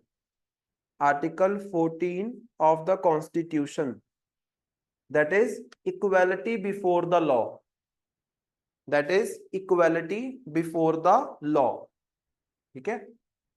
Article 14 fundamental right है हमारा, मौलिक अधिकार, जो बात करता है कि कानून की नजर में सब एक समान होंगे। रिसेंटली 2022 में केस आया, Deepika Singh versus central administrative tribunal. Central administrative tribunal क्या है, ये सरकारी एक कोर्ट होती है जहां पे सिर्फ और सिर्फ सरकारी मुलाजमों के केस जाते हैं। ट्राइब्यूनल का मतलब होता है स्पेशल पर्पस के लिए जब किसी कोर्ट को बनाया जाता है उसको बोलते हैं ट्राइब्यूनल। जैसे नेशनल ग्रीन ट्राइब्यूनल, कई बार मैंने आपको एग्जांपल दी है कि अगर एनवायरनमेंट का कोई केस है तो सुप्रीम कोर्ट हाई कोर्ट में ले जाने की जरूरत नहीं है, एक स्पेशल कोर्ट है जिसको बोलते हैं नेशनल ग्रीन ट्राइब्यूनल, उसमें ले जा सकते हो। वैसे सेंट्रल एडमिनिस्ट्रेटिव ट्राइब्यूनल, जो सरकारी मुलाजिम है केंद्र सरकार के, उनका कोई भी मामला आता है करप्शन का या समथिंग लाइक दैट, कुछ भी आता है, वो इस वाली कोर्ट में जाता है। ये केस सुप्रीम कोर्ट में आया 2022 में, जिसमें सुप्रीम कोर्ट ने बोला कि फैमिली सिर्फ मैरिड कपल वाली फैमिली नहीं होती, फैमिली अनमैरिड क्यूर कम्युनिटी जो है उसकी भी हो सकती है। अब क्यूर कम्युनिटी की अगर हम बात करते हैं, मतलब क्या है, हमारे देश में देखो जो होमोसेक्सुअल मैरिज है that is not legal, homosexual marriage is not legal, heterosexual marriage is legal. मतलब मेल फीमेल अगर मैरिज करते हैं that is legal according to law. अगर मेल मेल या फीमेल फीमेल की मैरिज होती है, जो आजकल आपको आसपास देखने को मिल रही होगी, पंजाब में बड़े मतलब रिसेंट केसेस बड़े पॉप अप हुए थे, आपने देखे होंगे ना, जगह जगह मैंने भी देखे इंस्टाग्राम वगैरह पे। ये मैरिजेस तो हो रही हैं बट वो लीगल नहीं है। बट क्या पुलिस इसके ऊपर कुछ कर सकती है? नहीं कर सकती। कारण क्या है? Homosexuality is legal in India, 2014 के बाद से लीगल है। तो मतलब ये मैरिज कर सकते हैं, लेकिन उस मैरिज को लॉ नहीं कंसिडर करेगा। लॉ कंसिडर अगर उस मैरिज को नहीं कर रहा है, इट मींस जो हस्बैंड वाइफ के एक दूसरे के ऊपर आप बोल सकते हो प्रॉपर्टी का अधिकार और अडॉप्ट करने का अधिकार। अगर देखो आप लीगली मैरिड हो तो आप बच्चा अडॉप्ट कर सकते हो, अगर लीगली मैरिड नहीं हो तो आप बच्चा नहीं अडॉप्ट कर सकते। मैरिज सर्टिफिकेट आपका नहीं बनेगा, आपकी फैमिली का एक आधार कार्ड नहीं बनेगा, समझ रहे हो? वो सारी चीजें नहीं होंगी तो वो सारी प्रॉब्लम है। लेकिन 2022 में सुप्रीम कोर्ट ने बोला कि एक फैमिली जरूरी नहीं है कि मैरिज के बेसिस के ऊपर ही बनी हुई हो, वो नॉन मैरिज का रिलेशन भी हो सकता है। राइट? तो मतलब मान लो कोई क्वीर कपल है आपका, वो एक साथ रह रहा है, तो उसको मैरिज कंसिडर तो नहीं करोगे लीगली, बट उसको फैमिली कंसिडर करोगे। बाकी फैमिलीज के जो अधिकार होते हैं वो इनको भी मिलेंगे। जैसे मान लो कि दो आपके क्यूर कम्युनिटी के बंदे एक साथ रह रहे हैं, तो आप ये नहीं बोलोगे ये तो दोस्त है, क्योंकि जब तक मैरिज नहीं होती हम उसको फैमिली नहीं कंसिडर करते। और मैरिज हमारे यहाँ पे लीगल है नहीं, लेकिन वो एज अ कपल साथ में रह रहे हैं तो उसको फैमिली कंसिडर किया जाएगा।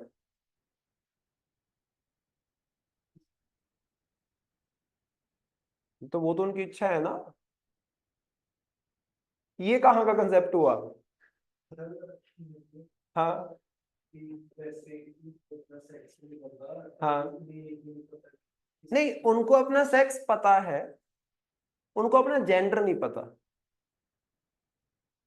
There is a huge difference. उनको अपना सेक्स पता है, sex is the biological organs जो आपके पास होते हैं, उनको अपना जेंडर नहीं पता। हम्म।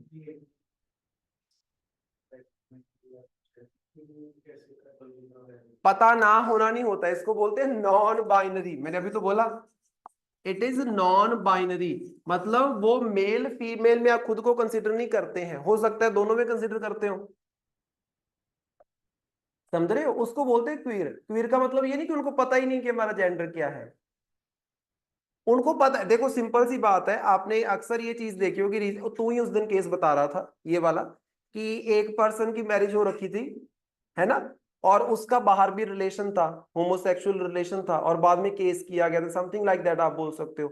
अब उस पर्सन को देखो, उसके दो रिलेशंस है, जहां उसको जो फील हो रहा है, इट इज लाइक दैट।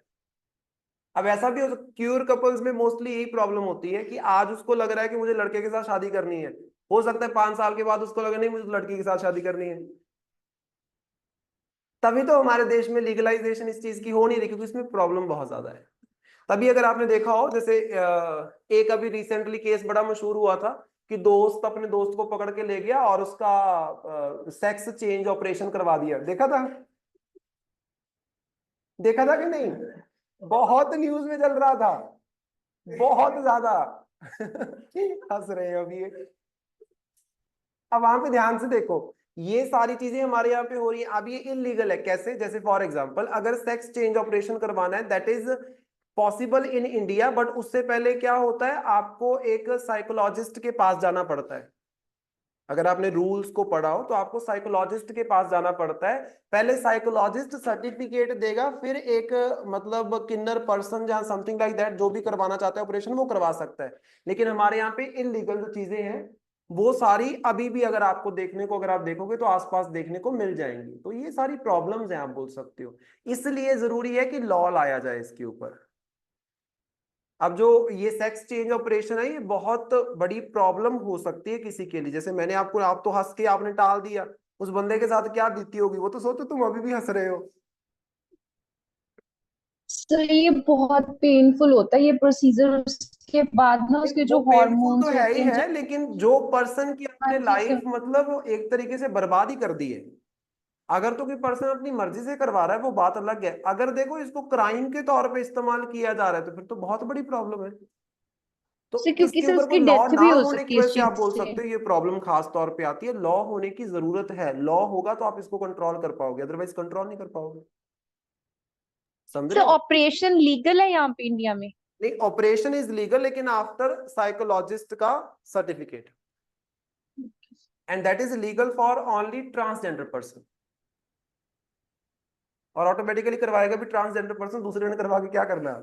तो सर जो एक जलंधर का फ्रीलांसर है सर, उसने वो पहले मतलब लड़का था, बट उसने बाद में उसके हॉर्मोन्स थे वो लड़की की तरह जो ग्रो होने लगे थे, फिर वो लड़की बन गया था सर। वो अपनी स्टोरी बताता है ना बहुत ज्यादा।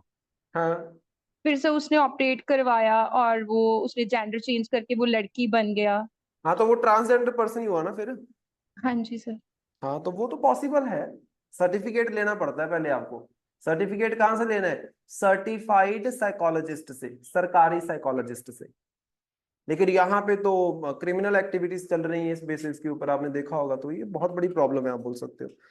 सो ये दीपिका सिंह केस में बोला गया। उसके बाद है आपके पास नवतेज सिंह जोहर केस, या Navtej Singh Johar versus Union of India case. Navtej Singh Johar versus Union of India case of 2018, 2018। इसमें लिखना, under this case, under this case Supreme Court decriminalized, under this case supreme court decriminalized homosexuality, decriminalized homosexuality। ठीक है, पहले होमोसेक्सुअलिटी क्या थी? Homosexuality एक crime था under IPC, Indian penal code अगर हम बात करते हैं। Homosexuality was crime. उस दिन भी हम इस बात के ऊपर शायद कोई डिस्कशन कर रहे थे, उस दिन भी मैंने आपको बताया था कि पहले क्या था कि अगर होमोसेक्सुअल रिलेशनशिप है पुलिस आपको पकड़ सकती है क्योंकि वो क्राइम है अकॉर्डिंग टू द लॉ। लेकिन इसको 2018 में क्या कर दिया? डीक्रिमिनलाइज कर दिया कि होमोसेक्सुअलिटी अब क्राइम नहीं है। तभी तो आपको ज्यादा ओपन कपल्स देखने को मिल रहे हैं। ये 2018 के बाद आपको ओपन कपल देखने को मिल रहे हैं ना इंडिया में। हालांकि अभी होमोसेक्सुअल मैरिज अलाउड नहीं है, लेकिन कपल तो बन सकते हैं क्योंकि होमोसेक्सुअलिटी अब क्राइम नहीं है। जैसे हेट्रोसेक्सुअलिटी क्राइम नहीं है, वैसे अभी होमोसेक्सुअलिटी भी क्राइम नहीं है, तो आपको ओपन कपल मिले क्योंकि पुलिस कुछ कर नहीं सकती अब। पहले पुलिस क्या करती थी? अगर कोई होमोसेक्सुअल कपल उनको इन्फॉर्मेशन मिलती थी वो उसको उठा के जेल में डाल सकते हैं, क्योंकि homosexuality was criminal activity under IPC. अभी नहीं है 2018 के बाद से। एक लास्ट केस और लिखो, that is NALSA, national legal services authority, NALSA capital में NALSA, NALSA. NALSA versus Union of India case 2014। NALSA versus Union of India case 2014। ये सबसे इंपॉर्टेंट केस है जो सबसे पहले आया था, तो इसमें लिखना, supreme court provided legal recognisation, supreme court provided legal recognisation for the transgender persons, for the transgender persons. तो ये थर्ड जेंडर वाला जो आपको सिस्टम देखने को मिल रहा है लीगली, कि कोई फॉर्म वगैरह भरते हो तो वहां पे थर्ड जेंडर का ऑप्शन आपके पास होता है, ये कब से है? ये इस नलसा वाले केस के बाद से है, इससे पहले नहीं था। ठीक है, 2014 में सुप्रीम कोर्ट ने थर्ड जेंडर की बात की। 2018 में सुप्रीम कोर्ट ने हेट्रोसेक्सुअलिटी को, होमोसेक्सुअलिटी को डीक्रिमिनलाइज कर दिया। और 2022 में जो होमोसेक्सुअल कपल्स हैं उनको एज अ फैमिली भी कंसिडर कर लिया, लेकिन अभी तक लीगल मैरिज का इनको अधिकार नहीं दिया। तो फिर फैमिली का आपने क्यों कंसिडर किया? As simple as that. बहुत सिंपल बात है ना। अगर आप उनको फैमिली कंसिडर कर रहे हो तो फिर मैरिज का अधिकार भी दो, लेकिन मैरिज का अधिकार इसलिए नहीं दे रहे हैं क्योंकि अभी हमारे समाज में बहुत सारी कॉम्प्लेक्सिटीज हैं। हमारे यहाँ पे वो कल्चर नहीं, जैसे फॉर एग्जांपल हमारे यहाँ पे एक कपल की शादी हुई, उनका डिवोर्स होता है, प्रॉपर्टी पे क्लेम करते हैं, वो सारी चीजें होती हैं। ये सारी चीजें होमोसेक्सुअल कपल्स में भी होती हैं इन द फॉरेन कंट्रीज। हमारे यहाँ पे भी समाज इस चीज के लिए आप बोल सकते हैं प्रिपेयर नहीं है। तो कुछ सालों में, मतलब मेरे हिसाब से मोदी की इस टर्म के आखिर तक ये भी कर दिया जाएगा, समझ रहे हो, क्योंकि इसके ऊपर काफी ज्यादा चर्चा हो रही है।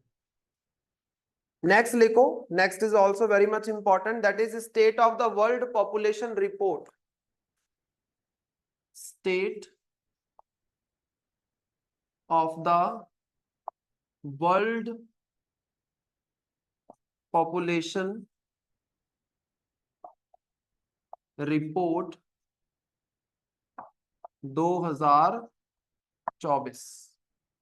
State of the world population report 2024। 2023 में जो रिपोर्ट आई थी उसने बताया था कि इंडिया की पॉपुलेशन 142.8 करोड़ है, मतलब मोर देन 1.4 बिलियन पीपल, या फिर आप बोल सकते हैं 142.8 करोड़। और इंडिया बन गया था दुनिया की टॉप पॉपुलस कंट्री, सबसे ज्यादा पॉपुलेशन वाली कंट्री, चाइना को पास करके। अभी 2024 की रिपोर्ट क्या बोल रही है, ये सही 1 साल के बाद आती है रिपोर्ट। इसमें लिखो यूनाइटेड नेशन पॉपुलेशन फंड, इसको पब्लिश कौन करता है? United nation population fund, published by United Nations population fund. United nation population fund publish कौन करता है? United nation population fund. Again authority है अंडर यूनाइटेड नेशंस। नीचे लिख लो इंपॉर्टेंट हाइलाइट्स। इस रिपोर्ट में क्या क्या इंपॉर्टेंट बातें बताई गई हैं?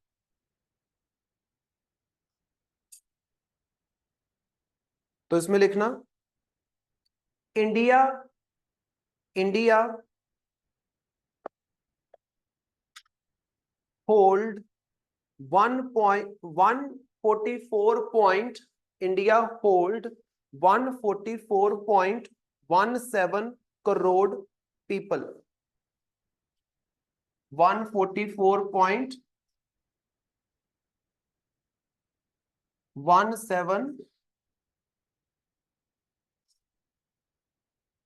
करोड़ पीपल। कितनी है? 144.17 करोड़ पीपल। पिछली रिपोर्ट में कितनी बताई थी? 142.8 करोड़। पहले कितनी थी 2023 में? 2023 में थी 142.8 करोड़, तो मतलब बढ़ गई है। ठीक है। Second largest populace country, second largest populace country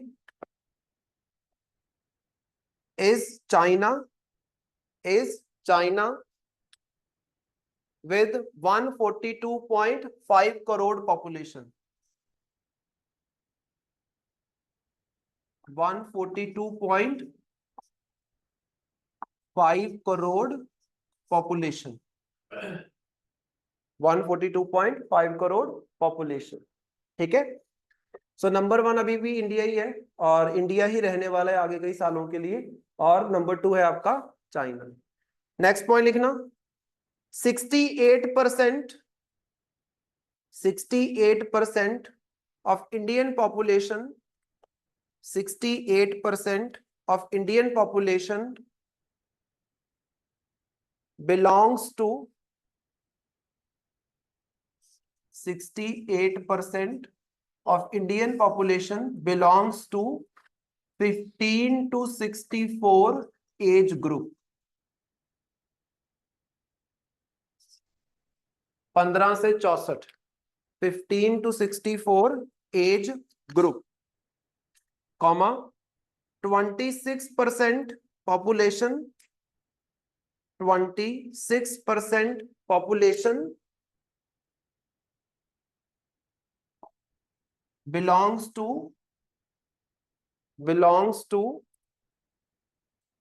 10 से 24 एज ग्रुप, मतलब यंगस्टर्स। हमारे देश में यंग पॉपुलेशन ज्यादा है।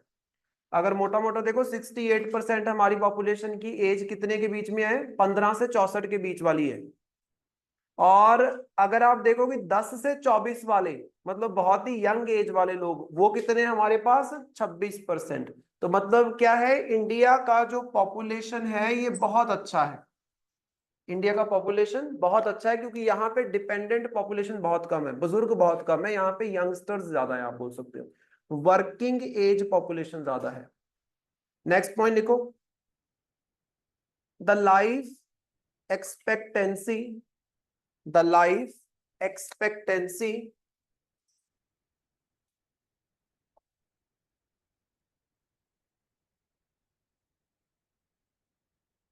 इंडिया में लाइफ एक्सपेक्टेंसी कितनी है, life expectancy at birth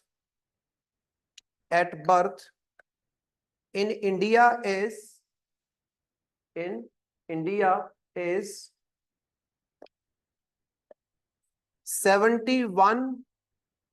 71 years for men and 74 years for women. 71 years for men and 74 years for women. So जब जन्म होता है एक मैन का तो उसकी लाइफ एक्सपेक्टेंसी कितनी है, 71 years, और फीमेल की कितनी है, 74 years, राइट। तो अच्छी खासी लाइफ एक्सपेक्टेंसी, मतलब जल्दी जल्दी मरने वाले नहीं हो तुम लोग, ठीक है। नेक्स्ट लिखो, child marriage rate, child marriage rate in India was 23%. Child marriage rate in India was 23%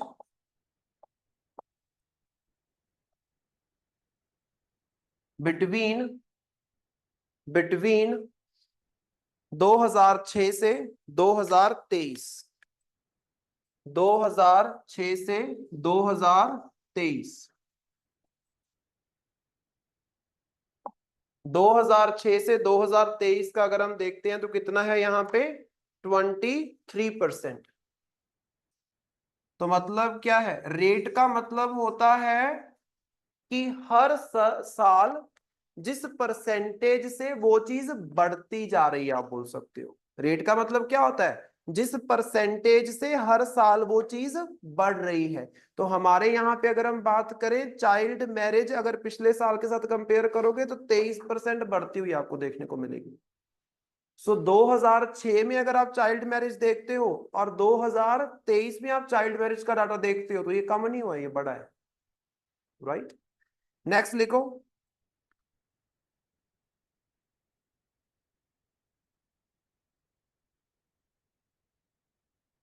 the women with disability experience, the women with disabilities experience up to 10 times more than, up to 10 times more than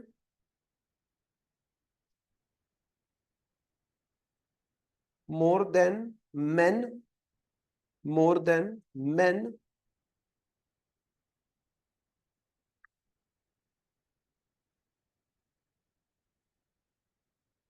more than man मत लिखो ना, man को काटो, ऐसे लिखो, the women with disability experience up to 10 times more gender based violence, more gender based violence than women without disabilities, ऐसे, then women without disabilities।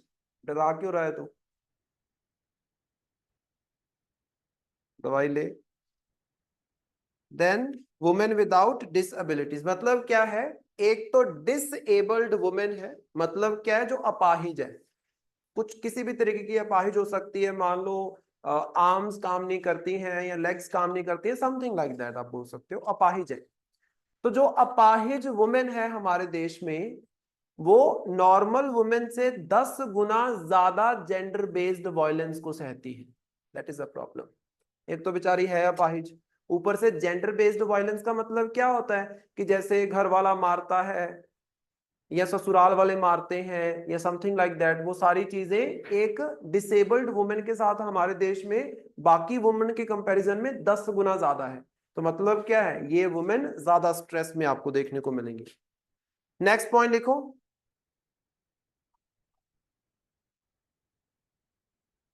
Important initiatives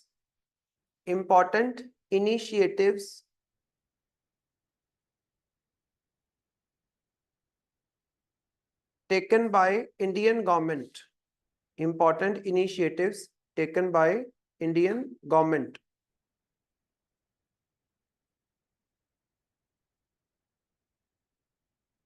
उसमें लिखना, the government of India, the government of India taken following initiatives, taken following initiatives to curb CURB, to curb inequalities in, to curb inequalities in sexual and reproductive health, sexual and reproductive health। तो मतलब reproductive, जैसे women के पास pregnant होने की capacity आप बोल सकते हो, तो ये बहुत सारी प्रॉब्लम्स भी लेके आता है। जैसे ये मेंस्ट्रुअल साइकिल अगर वुमेन के अंदर है तो ये वुमेन की हेल्थ को बहुत बुरे तरीके से इम्पैक्ट कर सकता है अगर उसका प्रॉपर टेक केयर ना किया जाए। जैसे मोस्टली आपने देखा होगा सरकारी स्कूलों में अमीनिया को कंट्रोल करने के लिए क्या किया जाता है, आयरन की टेबलेट्स बांटते हैं बच्चियों को। या फिर जैसे चंडीगढ़ में अगर आप कभी भी, वुमेन आप तो जाते होंगे तो आपने देखा होगा कि जो वॉशरूम्स बने हुए हैं वहां पे पैड्स की जो सर्विस होती है, वो पैड्स की सर्विस आपको देखने को मिलेगी। तो ये सारी चीजें इंपॉर्टेंट है, जो कि इन्फेक्शन वगैरह कुछ हो तो उससे रोका जा सके।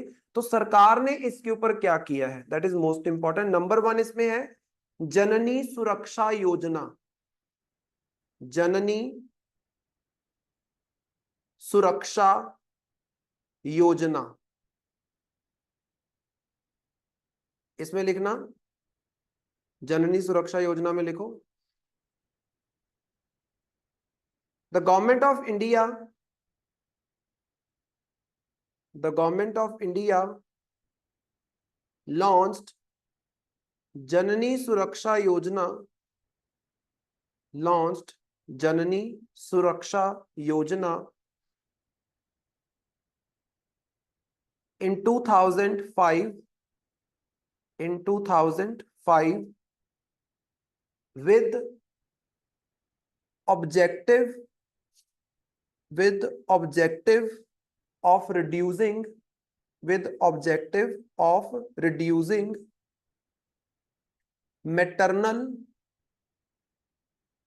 and neonatal, maternal मतलब प्रेग्नेंट वुमेन की बात कर रहे हैं, मैटरनल एंड नियोनेटल, NEONATAL, जो नव जमे आप बोल सकते हो शिशु होते हैं, जो छोटे छोटे बच्चे नया जन्म होता है जिनका, नियोनेटल मॉर्टेलिटी, मॉर्टेलिटी मतलब मौत, MORTALITY, मॉर्टेलिटी। तो हमारे देश में जो वुमेन की डेथ होती है during pregnancy and during delivery, उसको कंट्रोल करने के लिए, और जो नव जन्मे शिशु की मृत्यु हो जाती है उसको कंट्रोल करने के लिए स्कीम को लाया गया था। एक पॉइंट इसमें और लिखो, under this scheme, under this scheme government focused on Asha workers, Asha capital में लिखते हैं ASHA, आशा वर्कर्स, ब्रैकेट में लिख लेना आशा की फुल फॉर्म क्या है, एक्रीडेटेड, एक्रीडेटेड मतलब मान्यता प्राप्त जो होते हैं, ACCREDITED, accredited social health activist, accredited social health activist. ध्यान से देखना, कभी भी अगर तुम लोगों ने आसपास गौर किया हो तो अगर कोई वुमेन प्रेग्नेंट होती है, उसका डाटा कलेक्ट करते हैं, उसकी प्रेगनेंसी कितने टाइम की है, उसको अगर किस चीज की जरूरत है तो वो प्रोवाइड करना, उसको मेडिसिन प्रोवाइड करवाना, ये सारी चीज कौन करती हैं? आशा वर्कर्स करती हैं। हर गांव में आशा वर्कर्स होते हैं, देखिए ना। और अगर किसी के बच्चे का जन्म होता है, उसको पोलियो की बूंद पिलाने के लिए आशा वर्कर्स आते हैं, उसको कितनी वैक्सीन लग चुकी हैं, कितनी नहीं लगी है, उसका कार्ड चेक करते हैं, कार्ड बना, ये सारी चीजें करते हैं ना आशा वर्कर्स, वो इन्हीं का काम है। तो इसी टाइम पे आशा वर्कर्स वाला कंसेप्ट जो है 2005 में इंट्रोड्यूस किया गया था, ठीक है। Bracket close, accredited social health activist, bracket close, for promoting institutional delivery, for promoting institutional delivery among pregnant women, among pregnant women। हमारे यहाँ पे पहले कल्चर क्या होता था, अब तुम्हारा तो पता नहीं, लेकिन मेरा तो जिस टाइम पे जन्म हुआ उस टाइम पे कल्चर यही होता था कि घर में ही बच्चे होते थे, mostly, most of the time. अगर प्रेगनेंसी कॉम्प्लेक्स नहीं है तो बात अलग है, नहीं तो घर में ही बच्चे पैदा होते थे। अब उसमें अगर मान लो कोई इशू हो जाए तो कैसे बचाओगे, जिस चक्कर में बहुत सारी वुमेन घर में ही मर जाती थी। आजकल कभी सुना है घर पे बच्चा पैदा कर रहा है कोई? डरते हैं लोग इस चीज से, हॉस्पिटल में जाते हैं। इंस्टीट्यूशनल डिलीवरी का मतलब होता है हेल्थ केयर सेंटर में जाकर डिलीवरी करवाना। आशा वर्कर्स को ट्रेन किया जाता है कि अगर इमरजेंसी होगी तो वो ट्रेंड है एक बेबी का बर्थ करवाने के लिए, तो वो वैसे भी करवा सकती हैं घर पे भी, अदरवाइज उनकी रिस्पॉन्सिबिलिटी होती है उनको लेके जाना, कहाँ पे, नियर बाय जो भी आपका हेल्थ सेंटर है वहां पे लेके जाना और उनकी डिलीवरी करवानी। तो ये सारा काम किसका है? आशा वर्कर्स का रहता है, ठीक है। This is all about this report. एक मैडम ने वीडियो बनानी है, वो बना लेते हैं, फिर उसके बाद हम नेक्स्ट करते हैं, राइट। ये समझ आया? आ जाओ बना लो।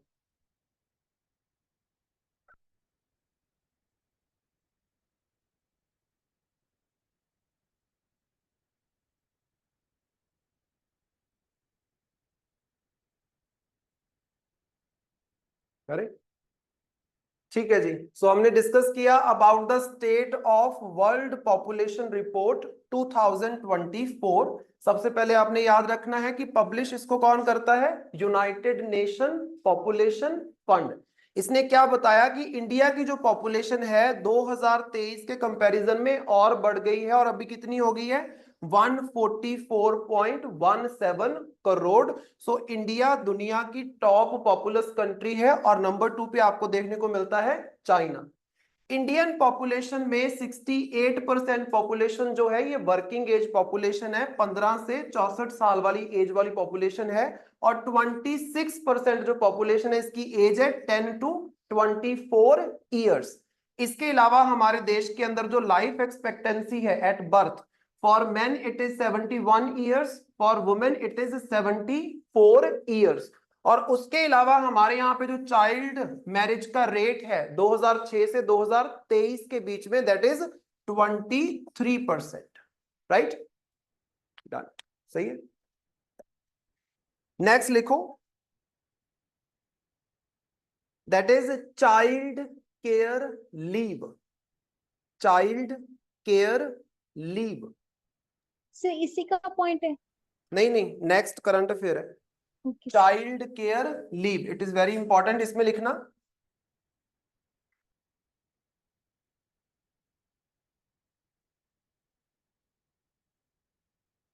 रिसेंटली टू जज बेंच, दो जज, recently two judge bench of Supreme Court directed the government of Himachal Pradesh, directed the government of Himachal Pradesh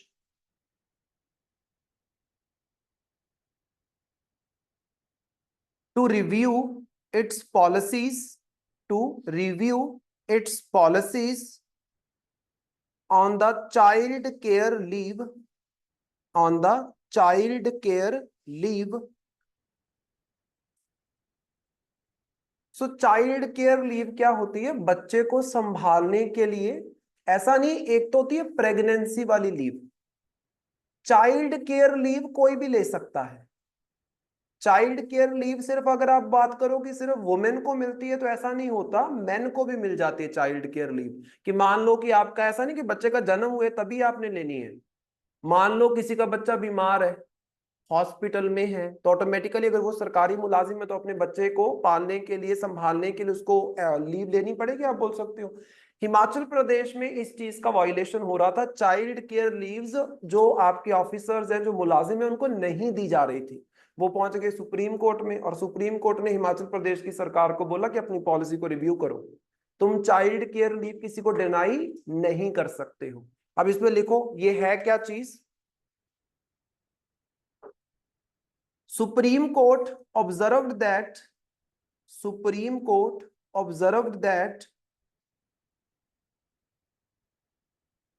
where the state is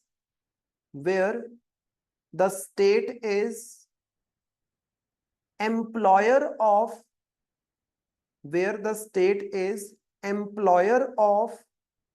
working mother,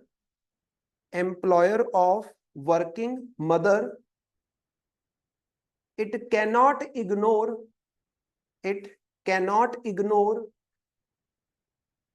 the child care policies. It cannot ignore the child care policies, comma, under Rule 43C, under Rule 43C of the Central Civil Services Rules 1972, of the Central Civil Services Rule 1972, female employees and single male parent, female employees and single male parent, bracket में लिख लेना, unmarried, comma, divorcee और widower ER लगा देना पीछे, female के लिए use करते हैं विडो, इसके लिए विडोवर, ठीक है।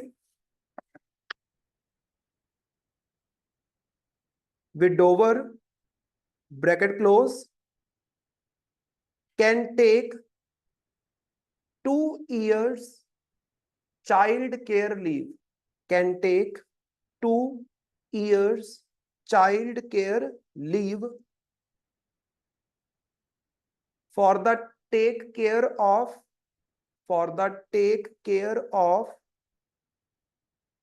two eldest surviving children, bracket में लिख लेना, up to the age of 18 years,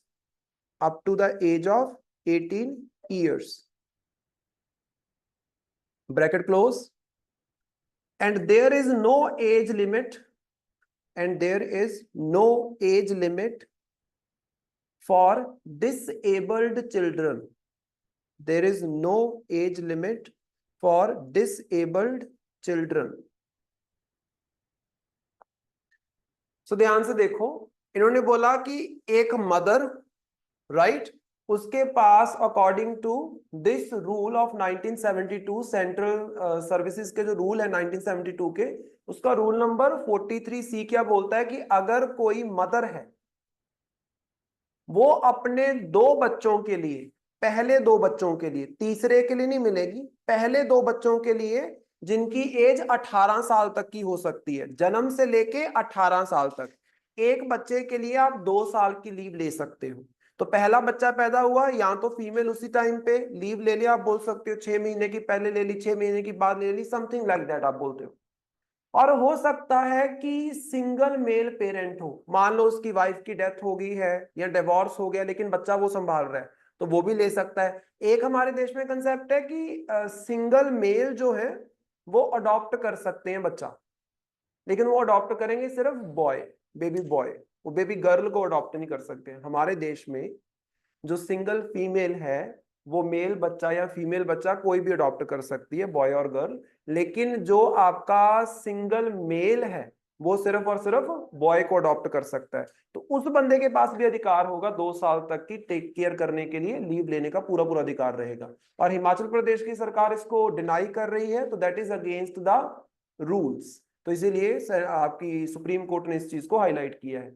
एक पॉइंट इसमें और ऐड कर लो, Supreme Court highlighted that Supreme Court highlighted that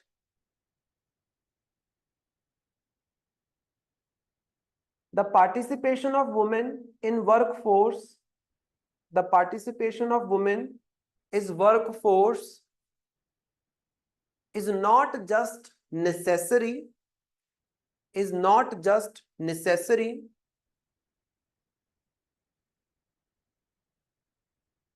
but mandated by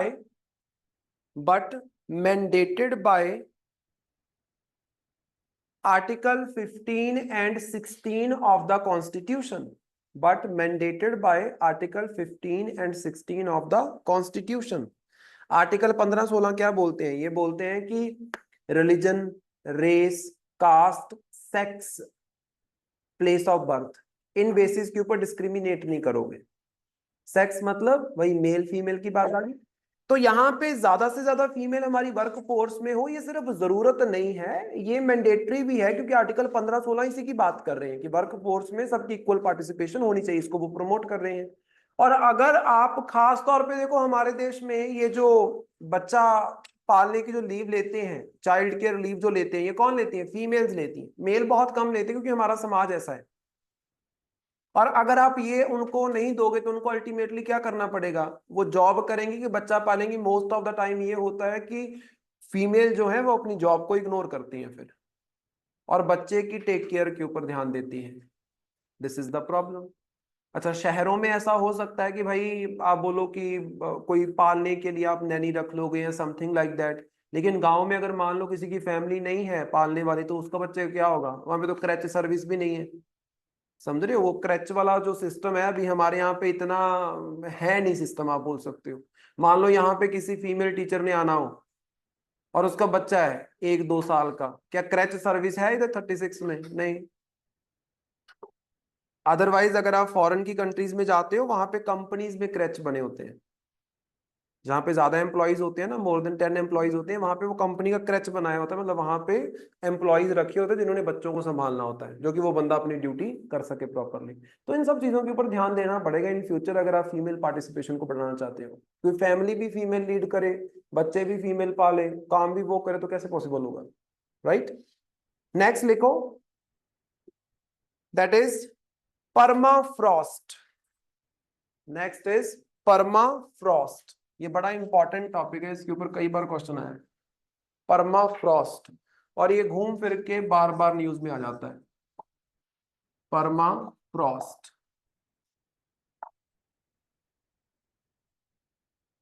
permafrost, सो लिखना इसमें, as per the recent study, as per the recent study,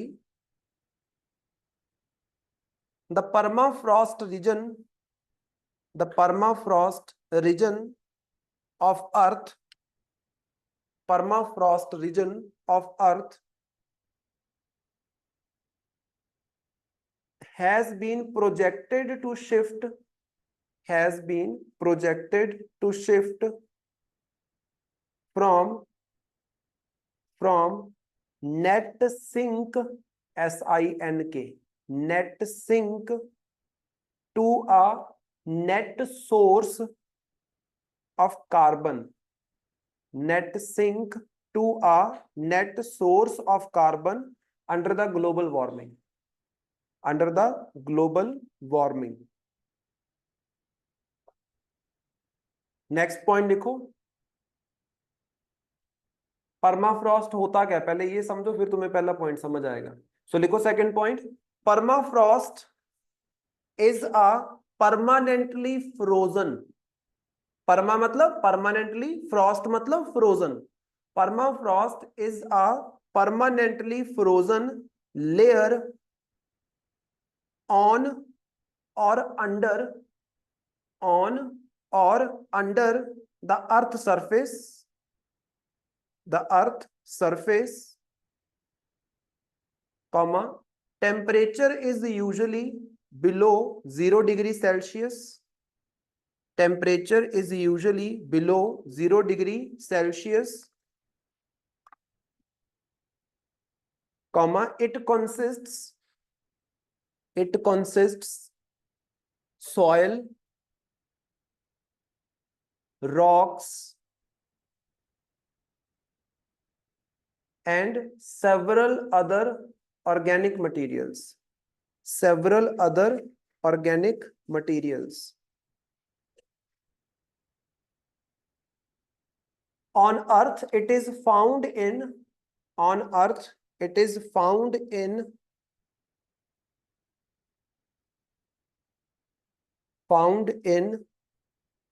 countries like Greenland, comma, USA, comma, Russia, China, Canada, and North European countries. Canada and North European countries. ठीक है, अगर आप map को भी ध्यान से देखोगे तो ये सारी कंट्रीज ऊपर पड़ती हैं, ऊपर इन द सेंस ऊपर नॉर्थ पोल के पास। नॉर्थ पोल मतलब बहुत ठंडा इलाका। ऐसे ही साउथ पोल में भी आपके पास है Antarctica. So north pole, south pole मतलब अर्थ का बिल्कुल ऊपर वाला हिस्सा और नीचे वाला हिस्सा, ये बहुत ठंडा होता है क्योंकि यहाँ पे सनलाइट डायरेक्टली नहीं पड़ पाती है। तो बहुत ठंडा इलाका मतलब जमा हुआ इलाका, जम जाता है। या तो अर्थ के सरफेस के ऊपर पूरे का पूरा इलाका जम चुका है, आप बोल सकते हो बर्फ से ढका चुका है, ढक चुका है, आप बोल सकते हो। या फिर सरफेस के अंदर भी हो सकता है कि इतना टेम्परेचर लो है कि सारे का सारा एरिया जम गया। अब उस जमे हुए एरिया में अगर हम देखते हैं, ध्यान से देखो, मान लो कि ये आपका अर्थ का सरफेस है, ठीक है, यहाँ पे इतनी बर्फ जम रखी है और इस बर्फ के अंदर बहुत सारे पेड़ पौधे जो हैं वो भी सारे क्या हैं, जम चुके हैं, सदियों पहले जम गए थे, आप बोल सकते हो।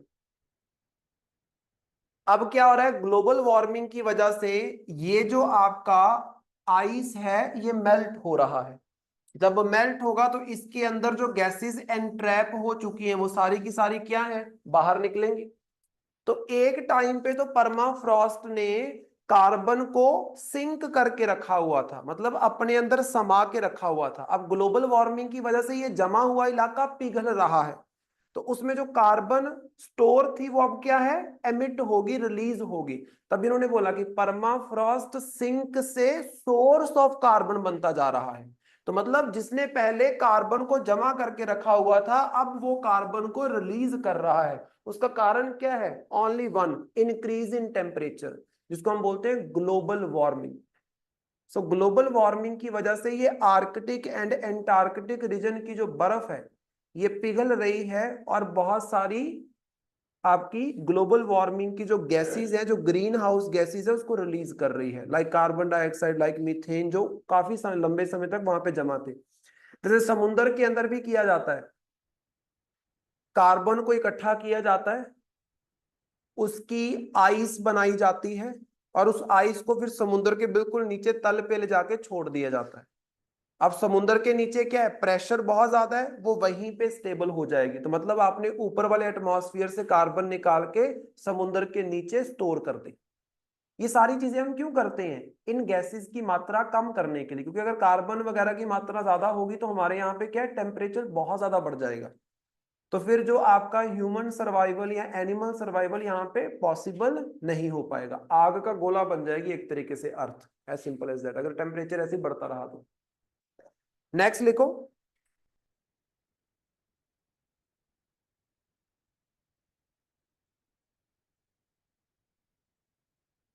The permafrost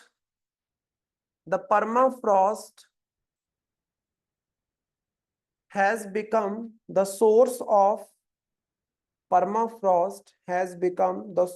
of carbon dioxide, methane, nitrous oxide, and several other greenhouse gases.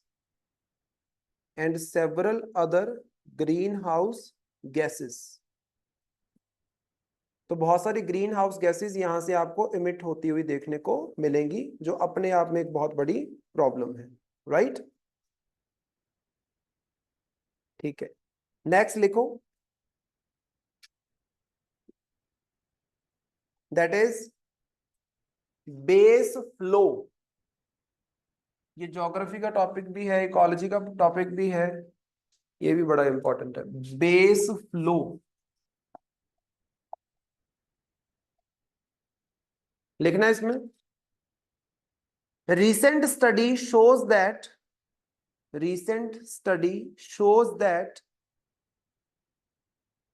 base flow has contributed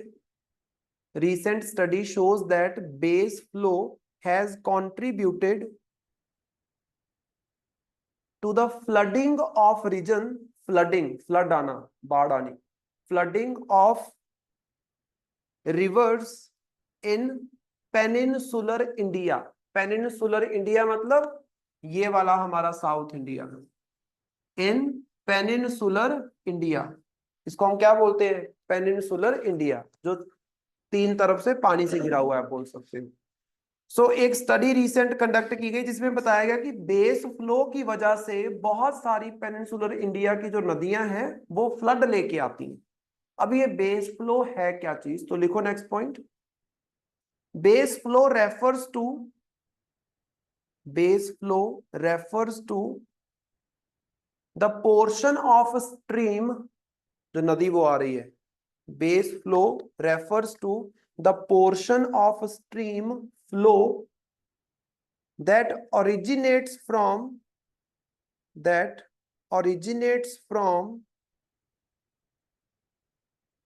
groundwater discharge,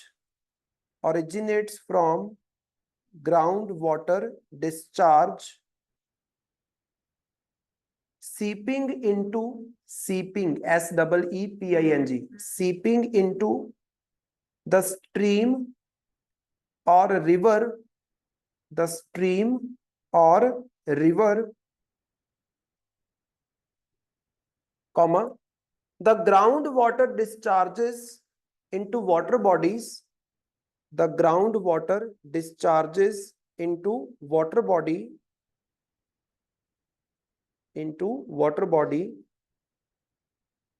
when the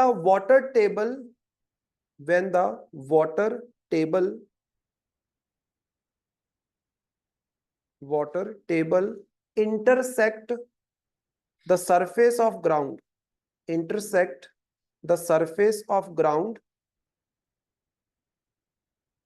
along rivers and contributes to their water flow, अब ध्यान से एक डायग्राम को देख लेना और ड्रॉ भी कर लेना, फिर तुम्हें समझ आएगा, ऐसे समझ नहीं आएगा। ये मैं एक सेक्शन ऑफ लैंड यहाँ पे ड्रॉ कर रहा हूं इस तरीके से। मान लो इस तरीके से कोई पहाड़ है, ऐसे करके, ठीक है। इस पहाड़ में आपको बहुत सारा वाटर का सोर्स, मान लो यहाँ पे कोई आपको लेक देखने को मिल रही है, उस लेक से स्ट्रीम्स आती हैं और वो स्ट्रीम्स का पानी यहाँ पे जाके इकट्ठा हो रहा है और आपकी क्या बन रही है? आपकी रिवर बन रही है। यहाँ पे क्या फॉर्म हो रही है? आपकी रिवर। पहाड़ों में ऐसे ही होता है ना। बेस फ्लो क्या चीज है? बेस सबसे पहले मतलब हो गया, बेस में चलो, बेस में मतलब कहां? ग्राउंड के नीचे, ग्राउंड के नीचे। मान लो कि यहाँ पे आपका वाटर एक्विफर जो है वो प्रेजेंट है। वाटर एक्विफर मतलब ग्राउंड के नीचे जो पानी प्रेजेंट होता है। मान लो यहाँ पे आपका ग्राउंड के नीचे, पहाड़ के नीचे यहाँ पे पानी का एक कुआं है, पानी का एक्विफर इसको बोला जाता है। अगर ये गलती से भी इधर से कनेक्ट हो जाएगा किसके साथ, इस वाले कॉर्नर के साथ, तो ये वाला पानी भी यहाँ पे फ्लो करेगा, और जो ऊपर आपकी झील से पानी आ रहा है, जो लेक से पानी आ रहा है, वो भी फ्लो करेगा। इससे क्या होगा, रिवर का जो वाटर फ्लो है वो क्या है, एक तो तेज हो जाएगा और साथ ही साथ वाटर कैपेसिटी भी उसकी ज्यादा हो जाएगी। समझ रहे हो इस चीज को? तो मतलब अंडरग्राउंड जो वाटर है, जब उसकी कनेक्टिविटी रिवर के साथ कहीं से हो जाती है तो नीचे से भी पानी आता है, अंडरग्राउंड वाटर। ये क्या है, अंडरग्राउंड वाटर। तो इसको बोलते हैं बेस फ्लो। बेस फ्लो का मतलब क्या है, ये पानी फ्लो करके जाके नदी के पानी में मिल रहा है। It is like that.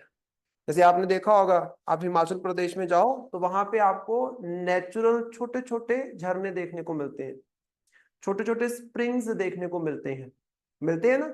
जगह जगह से पानी नीचे से निकल रहा होता है। वो नीचे से कहां से निकल रहा है, अंडरग्राउंड वाटर से निकल रहा है, आप बोल सकते हो ऑटोमेटिकली। अगर वो कंट्रीब्यूट कर जाए किसी नदी में तो वो इसको क्या बोलेंगे हम, ये जो पानी फ्लो होके नदी में जा रहा है इसको बोल रहे हैं बेस फ्लो। और अगर यहां से पानी नदी में जाके मिल जाएगा तो नदी का पानी और बढ़ जाएगा, तो वहां पे क्या हो जाएगा फिर, ओवरफ्लो, जिसको हम बोलते हैं फ्लड। यहां पे क्या हो जाएगा अल्टीमेटली, यहां पे नदी हो जाएगी ओवरफ्लो, जो क्या लेके आएगी, फ्लड। सो साउथ इंडिया में ये प्रॉब्लम बहुत ज्यादा हो रही है कि अंडरग्राउंड वाटर जो है ये नदी के पानी में जाके मिल रहा है और वो ओवरफ्लो हो रही है, जिसकी वजह से आप बोल सकते हो फ्लड आ रहे हैं। अब यहाँ पे ये ओवरफ्लो होगा कब, ऑटोमेटिकली जब आपका वाटर टेबल जो है वो ऊपर प्रेजेंट होगा। अगर मान लो कि नीचे 500 मीटर खोजते हो फिर जाके आपको पानी मिलता है, तो फिर वो तो नदी में आके मिलने से रहा। लेकिन अगर वाटर टेबल बहुत ऊपर उठ जाता है, जैसे आपने देखा होगा पंजाब हरियाणा में सेम आती है। सेम समझते हो, सेम का मतलब क्या होता है, सेम का मतलब होता है नेचुरली नीचे से पानी बाहर आके जमीन के ऊपर इकट्ठा हो रहा है। वो कब होता है, जब नीचे वाटर टेबल आपका अप हो जाता है। जैसे फॉर एग्जांपल कोई कैनाल है, कोई नदी है, कोई नहर है, उसके किनारे पे अगर आप कुआं खोदने की कोशिश करोगे तो जस्ट आप 10 फीट खोजोगे, या फिर आप बोल सकते हो 20 फीट खोदोगे और नीचे से पानी निकल आएगा। और नदी से दूर जाके अगर आप कुआं खोदते हो तो वहां पे हो सकता है 50 फीट भी खोद लो और आपको पानी ना मिले। समझ रहे? तो जहां पे वाटर टेबल अप होगा ऑटोमेटिकली वहां पे ये चीजें होंगी। तो यहाँ पे सिंपल ये है कि जब इन एरियाज में बारिश होती है तो वाटर टेबल चार्ज अप हो जाता है और उसका लेवल ऊपर आ जाता है, जिसकी वजह से एक तो बारिश की वजह से ओवरफ्लो होना है, एक नीचे वाला पानी भी इसमें कंट्रीब्यूट होना स्टार्ट हो जाता है, तो नदियां फिर बहुत जबरदस्त फ्लड लेके आती है। समझ रहे हो? जैसे रिसेंटली आपने देखा होगा ये वायनाड के अंदर लैंडस्लाइड की वजह से कितने बंदे मारे गए हैं। तो साउथ इंडिया में ये प्रॉब्लम बहुत ज्यादा आ रही है। नेक्स्ट लिखो। तो इसको याद रखना कि बेस फ्लो होता क्या है। एक इंपॉर्टेंट न्यूज थी that is about millets. Millet, MILLETS, millets. So लिखना, रिसेंटली द क्लोजिंग सेरेमनी, ये अप्रैल की बात है, recently the closing ceremony of, inverted comma में लिखना, the international year of millets 2023, the international year of millets 2023 took place at the headquarters of took place at the headquarters of food and agricultural organization, food and agricultural organisation, इसको बोलते हैं FAO, international organisation है UN की, food and agricultural organisation in Rome Italy. इसके headquarter कहां पे है, रोम में, रोम सिटी का नाम है, रोम इटली। 2023 का जो साल था ना, इसको यूनाइटेड नेशन ने डिक्लेयर किया था इंटरनेशनल ईयर ऑफ मिलेट्स। मतलब इंटरनेशनल लेवल पे हमारे मिलेट्स को रिकॉग्नाइजेशन मिला। यूनाइटेड नेशंस ने मिलेट जो क्रॉप है, मिलेट क्या होती है? क्रॉप, बाजरा सुना है? बाजरा, रागी, ये सब क्या होते हैं? मिलेट्स होते हैं। ये मिलेट्स को एक अच्छा फूड सोर्स कंसिडर किया गया इंटरनेशनल लेवल पे, और पूरा 2023 का साल यूएन ने डेडिकेट किया मिलेट्स को। अब 2023 खत्म हो गया, तो उसकी क्लोजिंग सेरेमनी जो है वो अप्रैल में हुई है। इस साल की जो क्लोजिंग सेरेमनी है मिलेट ईयर की, वो कब हुई है? अप्रैल में। कहां पे? रोम, इटली में। अब इसमें नेक्स्ट पॉइंट लिखो। The United nation general assembly, the United Nation General Assembly declared 2023 declared 2023 as the International Year of Millet, as the International Year of Millet on the proposal of India, on the proposal of India। India के कहने के ऊपर आप बोल सकते हो UN के द्वारा ये ईयर को इंटरनेशनल मिलेट ईयर डिक्लेयर किया गया था। नेक्स्ट पॉइंट लिखना, India is the largest producer of millet in the world. India is the largest producer of millet in the world. दुनिया में सबसे ज्यादा मिलेट कौन प्रोड्यूस करता है? इंडिया। ऐसी चीजों पे क्वेश्चन आता है और आएगा जरूर। India is the largest producer of the millet in the world, bracket में लिख लेना 41%। पूरे वर्ल्ड में जो मिलेट प्रोड्यूस होते हैं उसमें से 41% कौन प्रोड्यूस करता है? इंडिया। फॉलोड बाय नाइजीर, या नाइजर जिसको बोलते हैं, नाइजीर, NIGER, नाइजीर 12%, and China 8%। So India के बाद नाइजीर कंट्री जो पड़ती है कहां पे? अफ्रीका में, वो आती है। और नंबर 3 पे आता है चाइना 8% के साथ। ठीक है, इसको याद रखना इंपॉर्टेंट है। Next point, the major millet crops of India are, major millet crops of India are, कौन कौन सी मेजर हमारी मिलेट क्रॉप है? नंबर 1 ज्वार, JOWAR, ज्वार जिसको बोलते हैं सोरगम, SORGHUM, सोरगम। ज्वार को क्या बोलते हैं? सोरगम। नंबर 2 है बाजरा, जिसको बोलते हैं pearl millet, pearl millet. Number 3 है रागी, जिसको बोलते हैं finger millet, finger millet. Bracket में लिख लेना, millets are small grained food crop, millets are small grained food crops found in warm areas, गर्म इलाकों में मिलते हैं ये। बाजरा देखो सबसे ज्यादा राजस्थान में उगता है। Found in warm areas, comma, they are staple crop, staple मतलब जो रूटीन में खाई जाती हैं। They are staple crops, staple STAPLE, staple crops of arid और सेमी एरिड एरियाज। डेजर्ट वगैरह जो इलाका होता है ना, राजस्थान वगैरह में बाजरा वगैरह बहुत खाते हैं, बाजरे की रोटी एंड ऑल।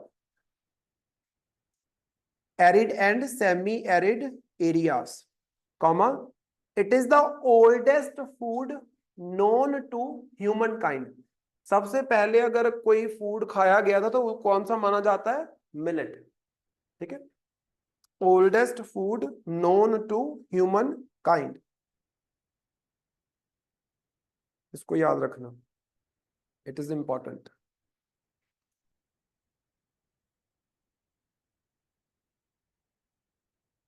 ठीक है, फिर नीचे लिख लो significance of millet, significance of millet, millet की क्या इंपॉर्टेंस है? सिग्निफिकेंस ऑफ मिलेट, तो इसमें लिखो number 1 for farmers, for farmers, farmers के लिए क्या सिग्निफिकेंस है इसमें लिखना सब point. Short duration crop, for farmers क्या क्या फायदे हैं मिलेट उगाने के। नंबर 1, शॉर्ट ड्यूरेशन क्रॉप, कम समय में उग जाता है, कुछ ज्यादा लंबा समय नहीं लेता ये, मैक्सिमम टू मैक्सिमम 90 डेज या 100 डेज में उग जाता है। 90 डेज मतलब 3 महीने बहुत होते हैं अगर देखा जाए तो, 3 महीने में फसल तैयार हो जाती है, short duration crop. Number 2, serve as fodder, चारे की तरह इसका इस्तेमाल किया, हमारे तो चारे की तरह ही इस्तेमाल करते हैं। ज्वार कौन खाता है, खाता है कोई ज्वार की रोटी, लेकिन खानी चाहिए। ज्वार किसको डालते हैं, पशुओं को डालते हैं ना, लेकिन ज्वार की रोटी खानी चाहिए, वो बहुत ज्यादा न्यूट्रिशियस होती है। ठीक है, मल्टीग्रेन में सब होते हैं ये, मल्टीग्रेन में ज्वार बाजरा रागी सब होता है। हम वैसे खाते हैं, बाजरा कब खाते हैं, पंजाब में तो मोस्टली जब सरसों का साग बनता है तब बाजरे की रोटी खाते हैं, अदरवाइज नहीं खाता कोई। रूटीन में खाता है कोई, भाई कनक ही खाते हैं सारे के सारे। Served as fodder, FODDER, fodder, चारा।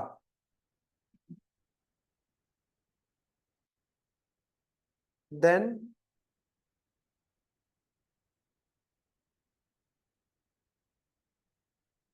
it require low input cost, it require low input cost and also consume less water, also consume less water। कभी राजस्थान जाके देखना, वहां पे रेत के टिब्बों के ऊपर खड़े होते हैं ये बाजरा के पौधे।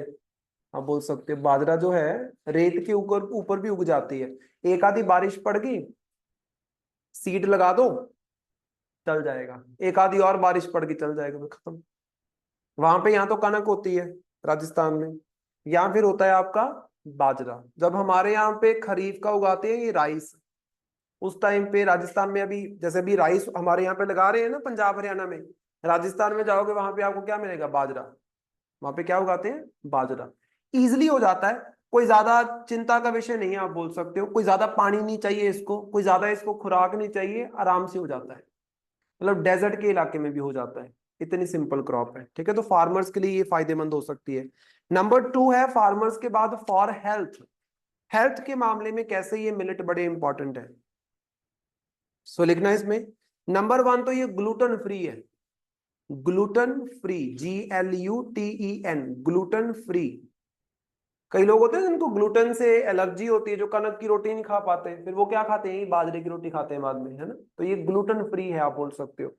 Number 2, it compose more micronutrients, it compose more micronutrients than rice and wheat। Rice wheat चर्बी बढ़ाने का काम करते हैं बस, न्यूट्रिशन बहुत कम होता है। More micronutrients than rice and wheat, so it can counter malnutrition. Malnutrition को सॉल्व करने के लिए आप बच्चों को ये मील्स दे सकते हो। ठीक है, बच्चों को खिलानी चाहिए, ये चीजें काफी इंपॉर्टेंट होती है। ठीक है, उसके बाद लिखो फॉर इन्वायरमेंट, हेल्थ के बाद इन्वायरमेंट में इसके क्या फायदे हैं। Number 1, millet have higher efficiency in absorbing, millet have higher efficiency in absorbing and utilizing carbon dioxide, absorbing and utilizing carbon dioxide। तो कोई भी पौधा है वो कार्बन डाइऑक्साइड का इस्तेमाल तो करता है, आपको पता है। कनक जब आप उगाते हो वो भी कार्बन डाइऑक्साइड उसको मिलेगी तो उसका फूड बनेगा ना। जो पेड़ पौधे होते हैं, फसलें होती हैं, इनका फूड कहाँ से बनता है, सनलाइट एंड कार्बन डाइऑक्साइड से। जैसे हमें चाहिए पानी, ऑक्सीजन, इनको क्या चाहिए, इनको चाहिए पानी, सनलाइट एंड कार्बन डाइऑक्साइड। ये कार्बन डाइऑक्साइड को कंज्यूम करते हैं और छोड़ते हैं ऑक्सीजन को, तभी तो लोग पेड़ पौधे लगाते हैं, और किस लिए लगाते हैं। तो ये नॉर्मल क्रॉप से ज्यादा कार्बन डाइऑक्साइड का इस्तेमाल करता है। तो मतलब क्या है, इन्वायरमेंट के अंदर ये ग्रीन हाउस गैस को ज्यादा कंज्यूम कर रहा है, अपने अंदर स्टोर कर रहा है, इट मीन्स हमारे लिए तो बेनिफिशियल हो गया। नंबर 2 इसी में लिखना, it promotes sustainable agriculture. It promotes sustainable agriculture by improving soil health. Soil जो है जहां पे इसको उगाओगे, जैसे मोस्टली नहीं होता कि अभी जैसे राइस उगाने से पहले लोग क्या करते हैं, दालें उगाते हैं, क्योंकि वो क्या कर देते हैं, वो नाइट्रोजन फिक्सेशन कर देते हैं। नाइट्रोजन फिक्सेशन होगी तो उसके बाद अगर आप वहां पे राइस उगाओगे तो आपको ज्यादा खाद नहीं डालनी पड़ेगी। तो कई पौधे ऐसे होते हैं ना जो सॉइल की हेल्थ को खराब करने की बजाय इंप्रूव करते हैं। राइस वगैरह सॉइल की जान निकाल लेते हैं, लेकिन ये प्लांट्स कंट्रीब्यूट करते हैं टू द सॉइल हेल्थ, आप बोल सकते हो। तो ये भी एक इंपॉर्टेंट चीज है। सस्टेनेबल एग्रीकल्चर मतलब लॉन्ग टर्म के लिए जो एग्रीकल्चर अच्छे तरीके से आप चला पाओगे। ठीक है, दैट्स इट, यहां तक करते हैं, बाकी फिर हम करेंगे नेक्स्ट क्लास में। ये समझ आए टॉपिक जो मैंने करवाए, ये न्यूज में चल रहे थे और बहुत सर इंपॉर्टेंट है। ठीक है, ठीक है जी।